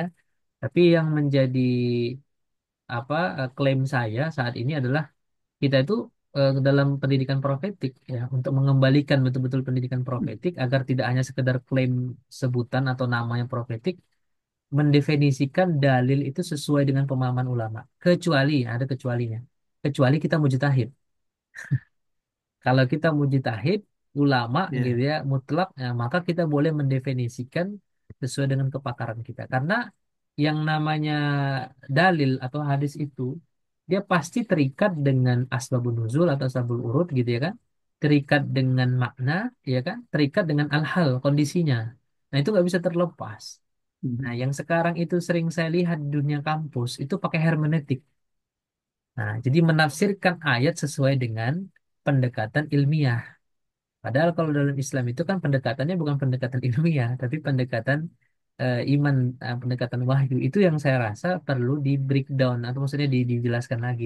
Mhm. Nah, selebihnya saya memang belum baca gimana pola beliau ya dalam mendefinisikan. Tapi sepintas yang saya dengar tadi dari Ustadz yang sampaikan, nah itu mungkin klaim saya kita harus pastikan itu kan.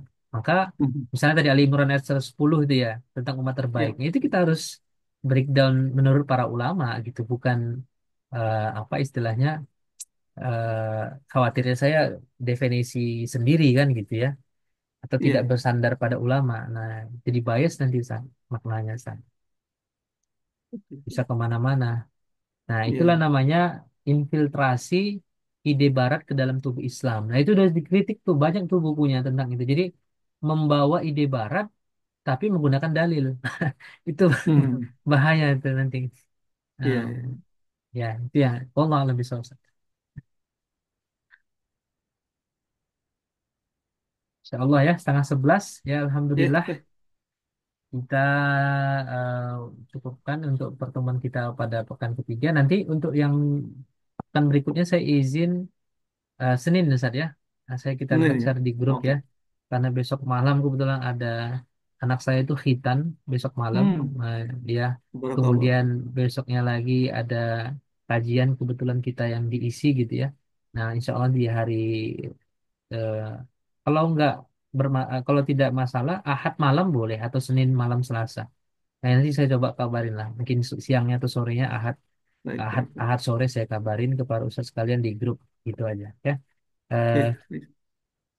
Amin, Ustaz Dodi. Alhamdulillah mudah-mudahan lancar kaitannya.